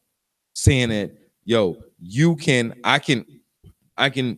point at me and say he raped me, and the officer, he has to investigate me, whether that means holding me and I lose my job. And why you in the jail? Because somebody said they raped me, but it's totally false. No, now you're known as a rapist to society. Now your life is ruined. Ask the Duke people. Ask anybody. All the you think? Hold on. You say the Duke people are rapists? No, the Duke guys. They're not rapists, right? They got off. They right? weren't arrested. Yeah. They were innocent. Was like, yo, these dudes guys. They're not rapists. They were found innocent, right? They were found innocent. Yeah, those guys, they get no jobs nowhere, dude. They're known as rapists. Dude, they got jobs. They what do you mean? Hey, you got to show me a link for that legend. I'm sorry, you got to show me a legend. And here's the pushback on they you. Lost their jobs, but they just saying they don't have jobs now. You got to show me a link. I want to tell you about links. Those were students. Throw shit out the window because I can't produce a link for you at this very moment. Well, no, but that's a very specific. That's a very specific claim, no man. Come on, you made a very specific claim. Because people ask that all the time. They always ways to discredit us. But no, but you made a very. If you're going to say something, you have to be able to stand it. How do I know that's real? What you just said? The one that's coming from you right now. But listen, there's a lot of. Why you don't believe the source? Legend. We having a back and forth, and some of the things, and most of the things that you said, I've not even challenged as factually correct or not. I've been accepting them and making an argument. But then you've made a very specific claim about these specific people, and my thing is just, where's your source for that? Now, if you're saying that this is something that you believe, then okay, it's something that you believe that may not be true. But if you're saying this is truth, then I'm just asking you, where did you get this from? And you're taking offense to that? Source. Tell me where you get it from. I dig up these sources. And I give them to you. I just looked up. Just check this out. I just looked up what happened to the Duke Lacrosse case. Guess what? One of them's a lawyer right now. Oh, all right. Well, his life wasn't destroyed. But Reed Siegelman is a lawyer right now working in Raleigh, North Carolina. So it doesn't seem like this has halted his life at all. Yeah, I don't agree with the Duke Lacrosse thing, but a stronger argument would be like what happened to Brian Banks. And Nate being a lawyer, he can nod his head on what happened to Brian Banks. Don't destroy people's lives. Is that what you guys trying to prove right now? Well, hold on. I do want to take offense to this whole women lies thing, because let's think about what's been going on here, Legend. You've been making an argument based on statistics the whole night. Look at the stats for marriages. Look at the stats for this. Look at the stats for this, telling us that. Hold on, Legend. Let me finish my point. Just let me finish my point, Legend. Let me finish my point. You've been making these assumptions, and you've been jumping and saying that these statistics say. These statistics say that because black men and black women aren't getting married as much, they're leading to these calamities. And that's been your whole point. Look at the stats. That's what you've been saying all night. It's objective. Look at the stats. Look at the stats, right? Family is leading. But now I'm going to say, you've just made a claim that women lie, and that's why you shouldn't believe them, because some women lie. So I'm going to give you the stats. So hold on. I'm going to give you the stats. I am going to give you the stats. So hold on. Let me. Can you please let me finish my point? Yes, right now. Let me finish. Remember, when you spoke, we let you finish your point. Relax. Calm down. Let me just finish this point. Don't jump on me. Let me finish this point. All right. So what I'm saying is that you've been telling us to look at the statistics. So I'm going to ask you to do the same. Something like what? 2 to 8% of sex crimes or sexual crimes, I think sex-based crimes that are reported, 2 to 8% are actually false. So that leaves between 98 women do 92% and 92%. So you're right. 2 to 8% out of 100 will lie. So 2 people or 8 people out of 100 will lie. So now, based on the statistics, would you agree if a woman was to come up to you and say that something like this was to happen to her? Do you believe it's more likely she's going to be the 2 or the 8 out of the 100, or she's going to be like the other 92 women? That she's going to be telling the truth? Because if your whole argument is based on statistics, then this you have to base on statistics too, because the statistics show that 9 out of those 10 victims, 9 out of 10 people who report that they've been sexually assaulted were actually sexually assaulted. They are telling the truth. I don't know. So are you rejecting the statistics? Are you rejecting them? Statistics don't determine each specific case, my brother. If there was something that happened, she could have actually. So you're rejecting the statistic when we talk about them telling the truth, but you accept them in this other case. The authorities to figure out. I'm just asking. You said you rejected in one case, but now you're accepting in another case. Either you accept it. These are empirical. These are we can't change these stats. These are the stats. Do you accept them or do you reject them? You should know this. Do you accept these stats? Every case that you see, you look at the facts and you make a determination. 90% of them are telling the truth. 90% of them are telling the truth. Those are the facts. 90% of them are telling the truth. Those are the facts. Dude. 90% of them are telling the truth. It's an uncomfortable fact. I know. 90% of them are telling the truth. What do you ask me? If a woman came to me and said, "Yo, I got raped," are you going to believe her, or is it more likely? No, I'm asking you based on the statistics that you know now. Is it more likely she's telling the truth or that she's lying? Dude, I don't know. It depends on what she If 90%, hold on, listen to me. Based on the stat that 90% of the women who make that claim are telling the truth. That's stat. So if a woman comes up to you and says, "I was sexually assaulted, sir," is it more likely she's lying? Or is it more likely that she's telling the truth based on that stat? I'm asking you. She's more likely that she's lying, or she's more likely that she's telling the truth based on that stat? My business. I'm sorry to hear that. It's not my business. But all right. But I'm asking you, we're having a hypothetical. Is it more likely that she's going to be telling you a lie or she's telling you the truth? 90% of if you know 90% of the truth. Give me the facts of the case and I'll tell you. Oh, so evidence. So now we're talking about evidence again, right? That's some things that made me go, Oh, with a bunch of black guys after the basketball game, and you don't know what happened. That's making me think something. Am I gonna put it past it? I'm not gonna put it past it. It's not my place to say, Mr. Legend. But you just reinforced what I said 20 minutes ago, where women are raped and people don't believe them. Of course, you know why? Because women lie about rape. But Mr. Nate just said that 92% of the time women are telling the truth. If you're going to use statistics to support, you use statistics to support. I saw stats on that. It was sir. You use statistics to support. You use your statistics. You use statistics to support your position on the black household.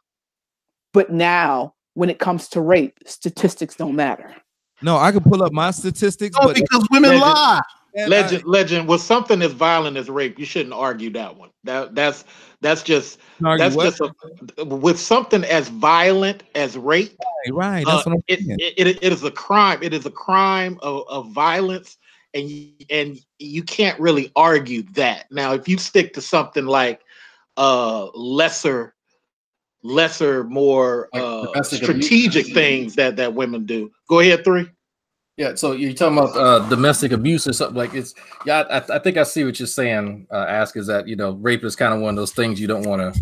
It colors the conversation in a way that may be a little bit off-putting. Right. But on that note, I do see this kind of interesting trend where if we're going to use statistics, we can't just use the ones that only agree with our point, right? Because if I perform a statistical analysis and the results aren't in line with my hypothesis, True. I just can't throw out the results. So. That's what I kind of get the feeling that's kind of happening here. Well, if I feel that, most women are liars, then we take some statistics, right? We do some studies and we come up with some numbers, and we even go and do a meta study where it's a study of many studies and come to some numbers that show that more often than not, when people who are reporting that they're being sexually assaulted or raped, in this case women, then it's truthful, then you can't just ignore that because it doesn't align. Okay, 3. Okay. So bear with me on this. Let's say Legend and I agree with what you guys are saying. Can you guys disprove our argument that they are not abusing power without dismissing it as that was then, this is now? No, so I don't think any of us would disagree that on some level abuse occurs of a system. I don't think any of us disagree with that. You're the first one out of 3 that have said it since I've been on the panel. Well, I think it's because the point kind of, we get lost in the weeds because there's like 3 or 4 points made in one go. But when you take that and say, because some abuse and most abuse, and then, of course, y'all not saying all abuse, but I've yet to see it demonstrated that more than a small minority of people are actually abusing. I've not actually seen anything like any intangible empirical evidence to prove that. I've just accepted it just for face value, right? So right, true. Well, we're saying that this is something ubiquitous to almost all black women. I need evidence for that. Well, you're right. I think most of the time with us as guys, we deal with it and we don't go to make that complaint to Nate and fill out that paperwork. We just deal with it. We do the Brian Banks thing. We go ahead and do the time, get out of jail, say thank you for finding out she was lying, and move on. And it's a person in the legal system like, oh, Brian Banks, that's nothing. And then I would say, like I've said to several lawyers, so why didn't you go get the mother who obviously orchestrated the lie now that you know it's a lie? Oh, well, the DA chooses not to go after her. Wow. And that goes toward Legend point on power. But it is a minor number. So I will agree with that. I think me and Legend's point is that it is happening. And for those gentlemen who are just trying to be fair toward women and equality toward women, having that element and nobody like Nate to say, lady, why are you doing that to Legend is where the problem is. Well, I think if Nate is representing what his client, then he's representing his client. Like he can't all of a sudden go, okay, even if she tells him, yeah, I'm just, hey, unless it is she's purposely committing some type of malfeasance to the court, then I can't make a testify that's to that. different. But if he is not privy to that, then he can't say anything to her because obviously he's not privy. So that's why that you wouldn't actually see that scenario. I didn't mean as a client. I just meant as a legal professional who, through statistics in the Department of Justice, may see some inconsistencies being done towards somebody that's just trying to have access to their kids. So he would speak to the DA to tell the DA, no, we need to prosecute something. Well, two things. I don't know that case. It could have been statute of limitations could have run out. For instance, the guy, if you tell me he did 10 years in prison and she did this crime 10 years ago, there's sometimes a statute of limitations for filing a false police report. You can't arrest, you can't prosecute for somebody for filing a police report that they filed 30 years ago. That wouldn't be fair. And most states have, like even for sexual assaults, and some states have for rape, statute of limitations of 5 years, which some people are trying to extend. So if you don't catch the person within 5 years, you can't prosecute them. But again, I don't know this particular case about the mom and this guy. That that could be whatever. But the argument here seems to be one of extreme again. It's the one of this one case of this one guilty guy that for whatever reason was convicted. The woman lied. We found out he lied. That guy is the role model. This is like, look at this innocent guy. But then on the back end, I can make that same argument for the death penalty. There have been people who we know that they have been put to death that were innocent. We know that for a fact, right? But we still have the death penalty. We know there are people in jail right now that are straight up innocent. We know that for a fact. We know it would be statistically impossible for us to have this many people in jail and somebody's in jail is not innocent. And obviously we know about malfeasance for police officers and things of that nature that we find later. And the Innocence Project, for instance, gets people out of prison through DNA evidence. So we know that people are in jail. But that doesn't mean we should throw out the whole prison system. That doesn't mean we should throw out the whole government because of these extremities. We understand that in a human system, there are going to be mistakes. And unfortunately, what do you do to the families of these mistakes? You try to compensate them for the person who the system killed and that person was innocent. The system has wronged them and their families should get some type of support. That's why most people say we shouldn't have a death penalty because it's the ultimate punishment for a crime that the person may not be committed because we don't have the absolute truth. So if this is the crux of the argument, that this one guy in one place was found innocent and the woman lied. I don't think that's enough to support the argument that all women lie. I don't think that's enough to support the argument that the system is broken. I just think that's enough to support the argument that the system is built by humans who are flawed and had this bad result. But the majority of people who do this, I believe the system are guilty and have done it. And if that's the argument, and if you do have an argument to make that says most of the people who are in jail right now, the high majority, I would even say, are innocent. The high majority of men who are in prison right now for rape are innocent. Is that your claim tonight? The claim is that majority. Well, I won't even say majority. Let me be fair. I give it a number. Let's say 3 out of 10. 3 out of 10 gentlemen didn't have enough money to fight the system. Okay, there are some instances where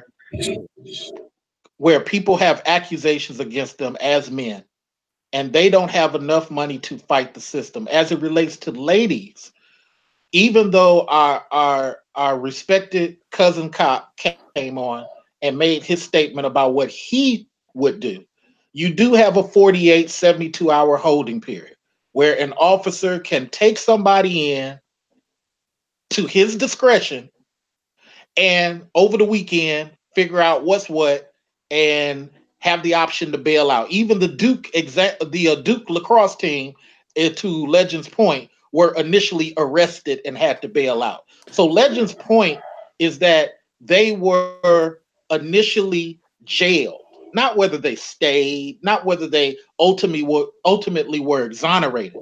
That is the crust of what Legend is saying. Now, my my backup to Legend, because I'm going to be quiet and try to learn from y'all. But what my only problem with Legend's argument is that just like the guys, passed the law in Chicago recently, 4 men. Just like the guys passed the father of record law in Tennessee, 4 men. What men have to do, unfortunately, is stop feeling hurt, start publicly getting out and supporting some of these bills when they come up, and start taking back power, because just verbally saying it ain't fair is not enough. We have to convince Nate through numbers, because Nate wants to see numbers. So we have to bring out these hurt dudes, have them flood the system, so Nate can say one day, oh wow, I didn't know this was going on. And then we can have a better discussion. So that's the only pushback I'll have on Legend. And then Legend, I'll leave the floor to you. I'll be quiet. I'm gonna go ahead and respond, and I gotta skate, man, because I got things I gotta do. But thank you for that.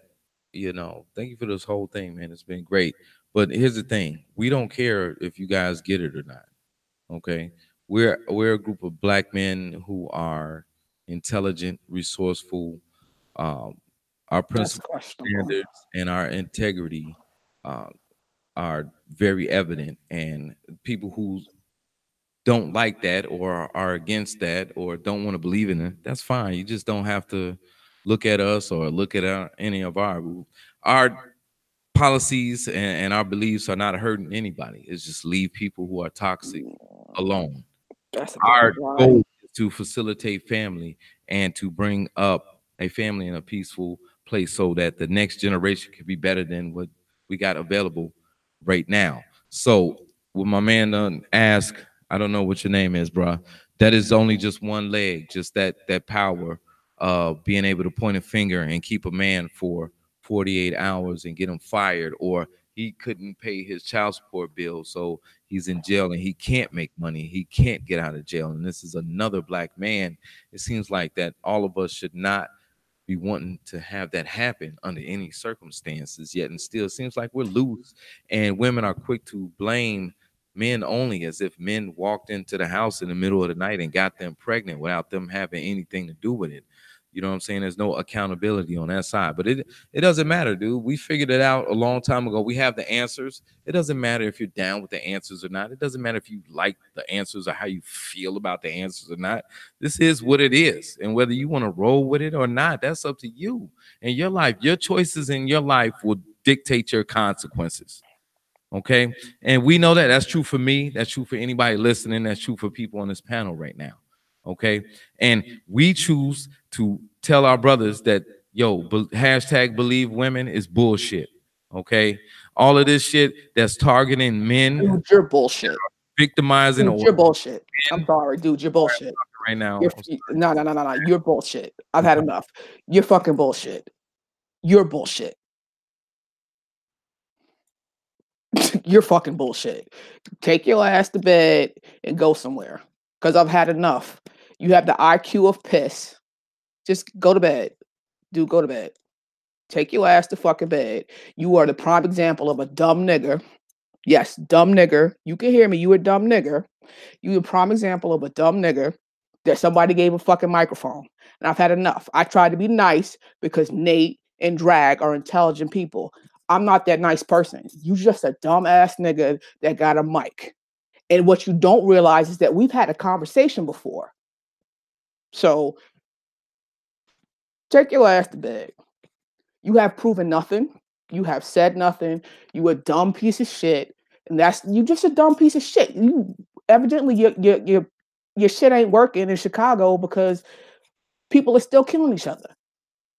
You just a dumbass piece of shit. And I'm just not gonna I'm not putting up with this anymore. Dragging them want to be judicial about shit. Nah, you are what is wrong with the community. You started off this conversation with talking about women need to know their place. What's my place? I have no place. You don't get to tell me what my place is. That's just fuck. Crack up, dudes, because it's trash. You just as much trash as Aisha B. You are the same type of trash that Aisha B is. Nothing more, nothing less. That's it. You got thousands of followers, just like her. You're both trash. You're both just straight up motherfucking trash. Just trash.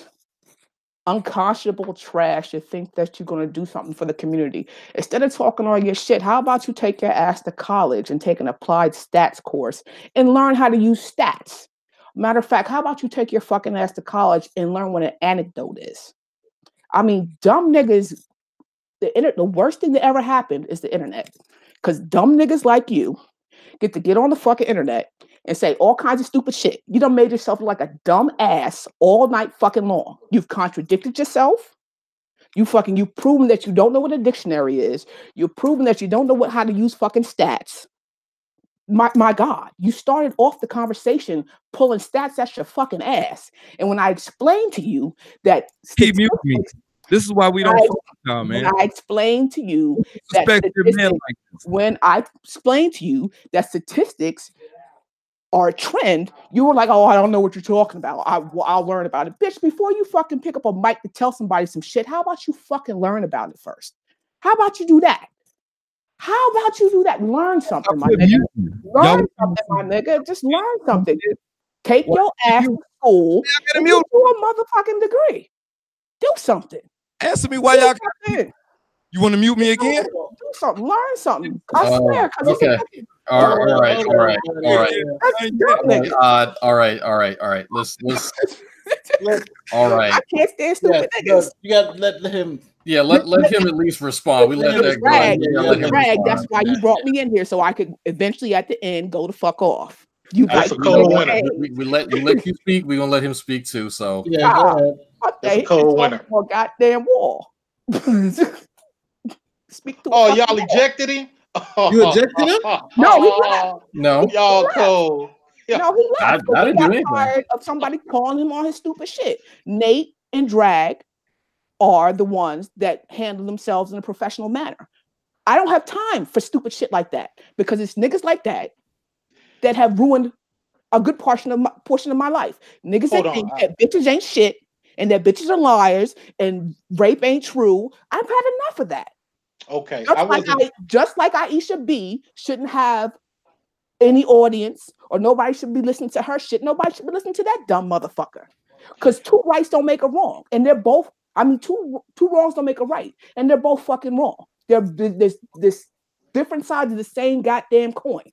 Talking about they trying to fix the black community. No, telling black women or that they ain't shit and they're trash is not going to fix the black community. Telling black men that they ain't shit, they trash, is not going to fix the black community. None of this shit he talked tonight is going to fix the black community. What's going to fix the black community is his stupid ass going to fucking college and learning something.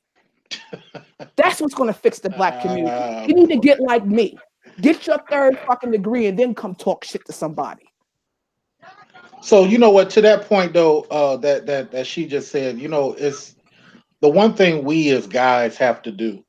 And I wasn't here for what she says that he was doing, but we have to make sure that we are able to articulate our point effectively, because sometimes when women do it and when men do it, it comes into like a gender accusing, as opposed to this is what I'm experiencing based on this historical documented thing. Yeah, well, I think it comes down to this right now. It's how we're all interpreting things, and it's the vigor, I think, in backing up claims. And I think one thing Legend came out here trying to do was he made a claim. His claim was black people right now are in a particular condition, and the reason why is because of the breakdown of marriage. And it's a claim, no matter how you slice it or how you dice it. It is a claim, and that claim is that there's a causal relationship from the calamities of the black, and this is the direct cause. This wasn't like this was a part of a bundle of causes, because usually you can point to a whole bunch of things that have caused a certain condition that the black community is in right now. But he was putting it to one cause. This is it. This is it. And then to support that particular claim, he says, look at the 1960s. Look at the 1960s. It was 80% back then. It was so profound that I even wrote the shit down. I was like, damn. things must have been real good in the 1960s because he fucking said it. 80% versus 23% today. And as we went into that logic, trying to help him support this evidence that he had, that's where things started breaking down, because he was saying the prison population. Well, how was it in 1960? Because you would expect it to be the opposite based on the data. And then he started bringing in other reasons to support the reasons. And it was like, well, where are we going here? Yeah, he started like every time a point was brought up, he would move the goalposts, and that's something I eventually said something because I expected it, right? I don't for any reason think that the 1960s were a golden era for anything. There's a reason why a lot of things in the 1960s aren't the same, and they're for the better, right? But I definitely agree on the most mundane points. People abuse systems. Obviously, the pendulum has in some ways swung in the opposite direction as it does. But those are mundane points to me. Like I will agree to mundane points, but to use mundane points to state that there is some type of epidemic that he presented no evidence for, that is where I found the most contention. And unfortunately, we really didn't get to elucidate that. And by the way, for those of you watching, no one kicked. He and Atak both left on their own volition. They're both welcome back. We encourage people to speak their minds, but man, yeah, that was interesting. Here's the only thing as it relates to we as men. Many of us did not know that there was such unfairness for guys who believed in fairness. We didn't know that we had to be financially ready for false accusations, for example. Now, is that our fault? Yeah, I'll give you that. But a lot of times we react out of recognizing how powerless we are toward, like we said about cousin officer might decide to hold me for 24 hours in the state of Kentucky or Kansas where it might be legal to do so. And because I didn't pay my rent, by the time he let me out for something he never should have arrested me for in the first place, all my stuff is out on the ground and I've been evicted. And I don't even have enough money to sue the police station. So I think when a lot of us run into this powerlessness feeling where our lives are snatched from us. One more case, you had a white guy who didn't realize he had a kid. He was in the military, and they tell him, well, you owe us 30 G's of back care because the girl done gave the child up for adoption. I didn't even know the child exists. Can I get my kid? No, we've already decided to give them to a nice family in Vermont. Now he has to spend the next 5 years fighting for his own kid. I think when we gentlemen run into these unfair things, we don't have advocates in the system saying, wait a minute, whoa, that's not right. Why are you just taking her word for that? Why are you doing this? And this guy is put out. Where's the fairness in that? And I think that's the gist of the argument. We're just surprised that these things existed. Yeah, I'm not surprised in the least, because it's like I said before, the pendulum has swung in the other direction. But like we mentioned, the 1960s, just 20, 40 years beforehand, women didn't have a voice. They didn't have any of these things. These institutions that are being exploited are in place to protect women because they had no protection, because guys were shitty. They didn't have the right to vote. They couldn't own property. So we can criticize, right, the exploitation of the system, but we can't just nix the system entirely because we go back to the original position. So yes, definitely encourage people to educate themselves on if you are going to, like in the case of the guy in the military, if you're going to have extramarital sex, guess what? There's a consequence for that. So, while my heart goes out for him to try and get this kid, he knew the risk when he bet her, and all of us know that risk. And so if it is his decision to pursue that child that he has, now he's privy to, then again, that's his decision, So it is up to each and every individual to make the best choices to put themselves in the best position. But if we are going to harp on accountability, it can't solely be on the ones with vaginas. Agree. So. Yeah, the only thing my last point is just that we understand bad things happen to good people, sometimes innocent people, and we're right. There's some states they may be ass backwards, but you can't say it's every state. And in some states they have things right. It's interesting. I was reading a law review article that was talking about how people in Arkansas can be jailed if they don't pay their rent. Like they have this criminalized eviction. So you have people who just don't pay their rent who are actually put in jail. Now I think putting people in jail for not being able to pay their rent is ridiculous. You know what I'm saying? I think that should be criminal. Most people, I think, with sense would say, yeah, why are we putting people in jail who can't pay their rent? That leads to a lot of other problems. But here where I live, that's not the case, And I do understand that the analogy of the pendulum swing in both ways is astute, because sometimes you overcorrect for things, and I think that maybe what you're feeling. It's like this overcorrection, but now it's become unfair to us as men, because look at the things to these women. But I think one aspect you fail to realize is that a lot of the times, let's say when we go back to child support, it was men who passed that law. The majority of legislators were men. It's men who enforced that law. It's men who are generally the judges who impose these sentences on other men. So this power that you're talking about these women have must inevitably come through the men who pass the laws, execute the laws, and rule in their favor. So if you would now say it is the women's fault that all these things are happening, then she is just a complicit. She is just a hopeless pawn in the game, because it's the men. Without them, she would be powerless. So I think that if you think about that, then you can say, okay, then who is really the person pulling the strings? Is it the men or is it the women? And Nate, to that point, which is why I say pushback, I'm part of men's rights. I followed how these bills when they come up in each state. I go on .gov all the time looking for them and try to put them out to men all the time. I have had wrong things done to me in court, but fortunately, I had a career and some disposable money to fight the situation.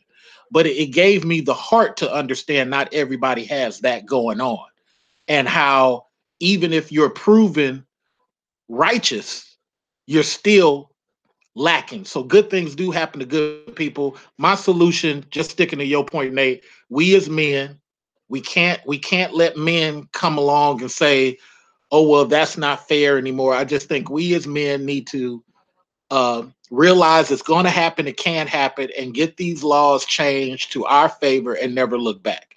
I don't even in my circle, I hear people's concern, I have empathy, but I'm no longer part of the you got to understand what a woman goes through majority. She's equal, just like I'm equal. When it comes to equal pay, give her 30 more cents than me so we can stop having that argument. That's where I'm at. Whatever we got to do to get the power and stop these arguments, and also not be abused. Because my thing is, I don't want to go through what I went through again and then come to find out I'm not even this child's father. I'm like, golly, are you serious? And it's crazy. It's like, but who do you blame for that? Do you blame the men? Because again, it wasn't the woman who did that. It wasn't the woman may have did that, but it was the judge who imposed that. It was the cops who enforced that. It was other people who did. Most of the people who gave you all that pain, who forced you to go through that, was men. Wasn't but you know what? Even the greatest person was myself. And like I said, we got to teach these guys and these young boys that the greatest enemy is yourself and the moves you make. Because if you, it don't even have to be a woman, to your point, Nate, and to Three's point, it don't even have to be a woman. It could be anything in life. You gotta make sure from the time you 12 that any move you make can cause you to be shot, killed, hurt, put in court, whatever, and just leave it at that. I think if we're more honest to black boys about that, we'll stop this goofy thing of thinking, well, everything's supposed to be fair. Why am I getting treated like that? You should expect it and protect yourself accordingly from 12 years old up. Well, Drag, do you got any final words before we get out of here? No, I think people should always protect themselves, and once my son is of age, I will tell him accordingly to protect himself in a variety of ways for men, women, people of all, ages, sizes, and backgrounds. So that's always sound advice, but of course it'll be colored in a particular way, or couch, I should say. So with that being said, I have reached out to Black Men Vent TV, let him know that he's more than welcome back. There's actually several topics that he brought up that I would love to discuss with him, one of which being religion, and possibly some more legal chatter. I'm pretty sure Nate is interested in his views on legal matters. So with that being said, if you would like to be on the show to discuss literally whatever, if you want to discuss stuff about science, I'm here to discuss it. Unless it's about bioinformatics, I could give a shit. Just kidding, Sam. But it's an inside joke. But yeah, so if you do want to come on the show, we had some technical difficulties today. Thanks for hanging out with us. This is a backup, and so we will be sure to be on it next time. Other than that, definitely hit the subscribe button, like, dislike, comment. Put timestamps in the comment section. Download it. Oh, but yes, and so if you are a member of Black Men Vent TV and there's a certain section you want to clip and put on your channel, feel free. It's a fair use. Okay, that's what's up. Disclaimer. All right, gentlemen, and thank you so much for allowing me to speak. I know my whole thing is just trying to help us understand each other better, because it's a lot of us out here. We feel people don't have empathy for what we go through, and even though I don't go through it personally all the time, I counsel a lot of dudes, and I have empathy for what they go through. So and I cover a very large range of topic because I work in medical, I work in finance, and then my second job is in tech. So we can discuss whatever. Thank you, gentlemen. All right, thank you, sir. On that note, folks, Nate, or you got anything? That's it. We out. All right, closing the show. Y'all have a good night.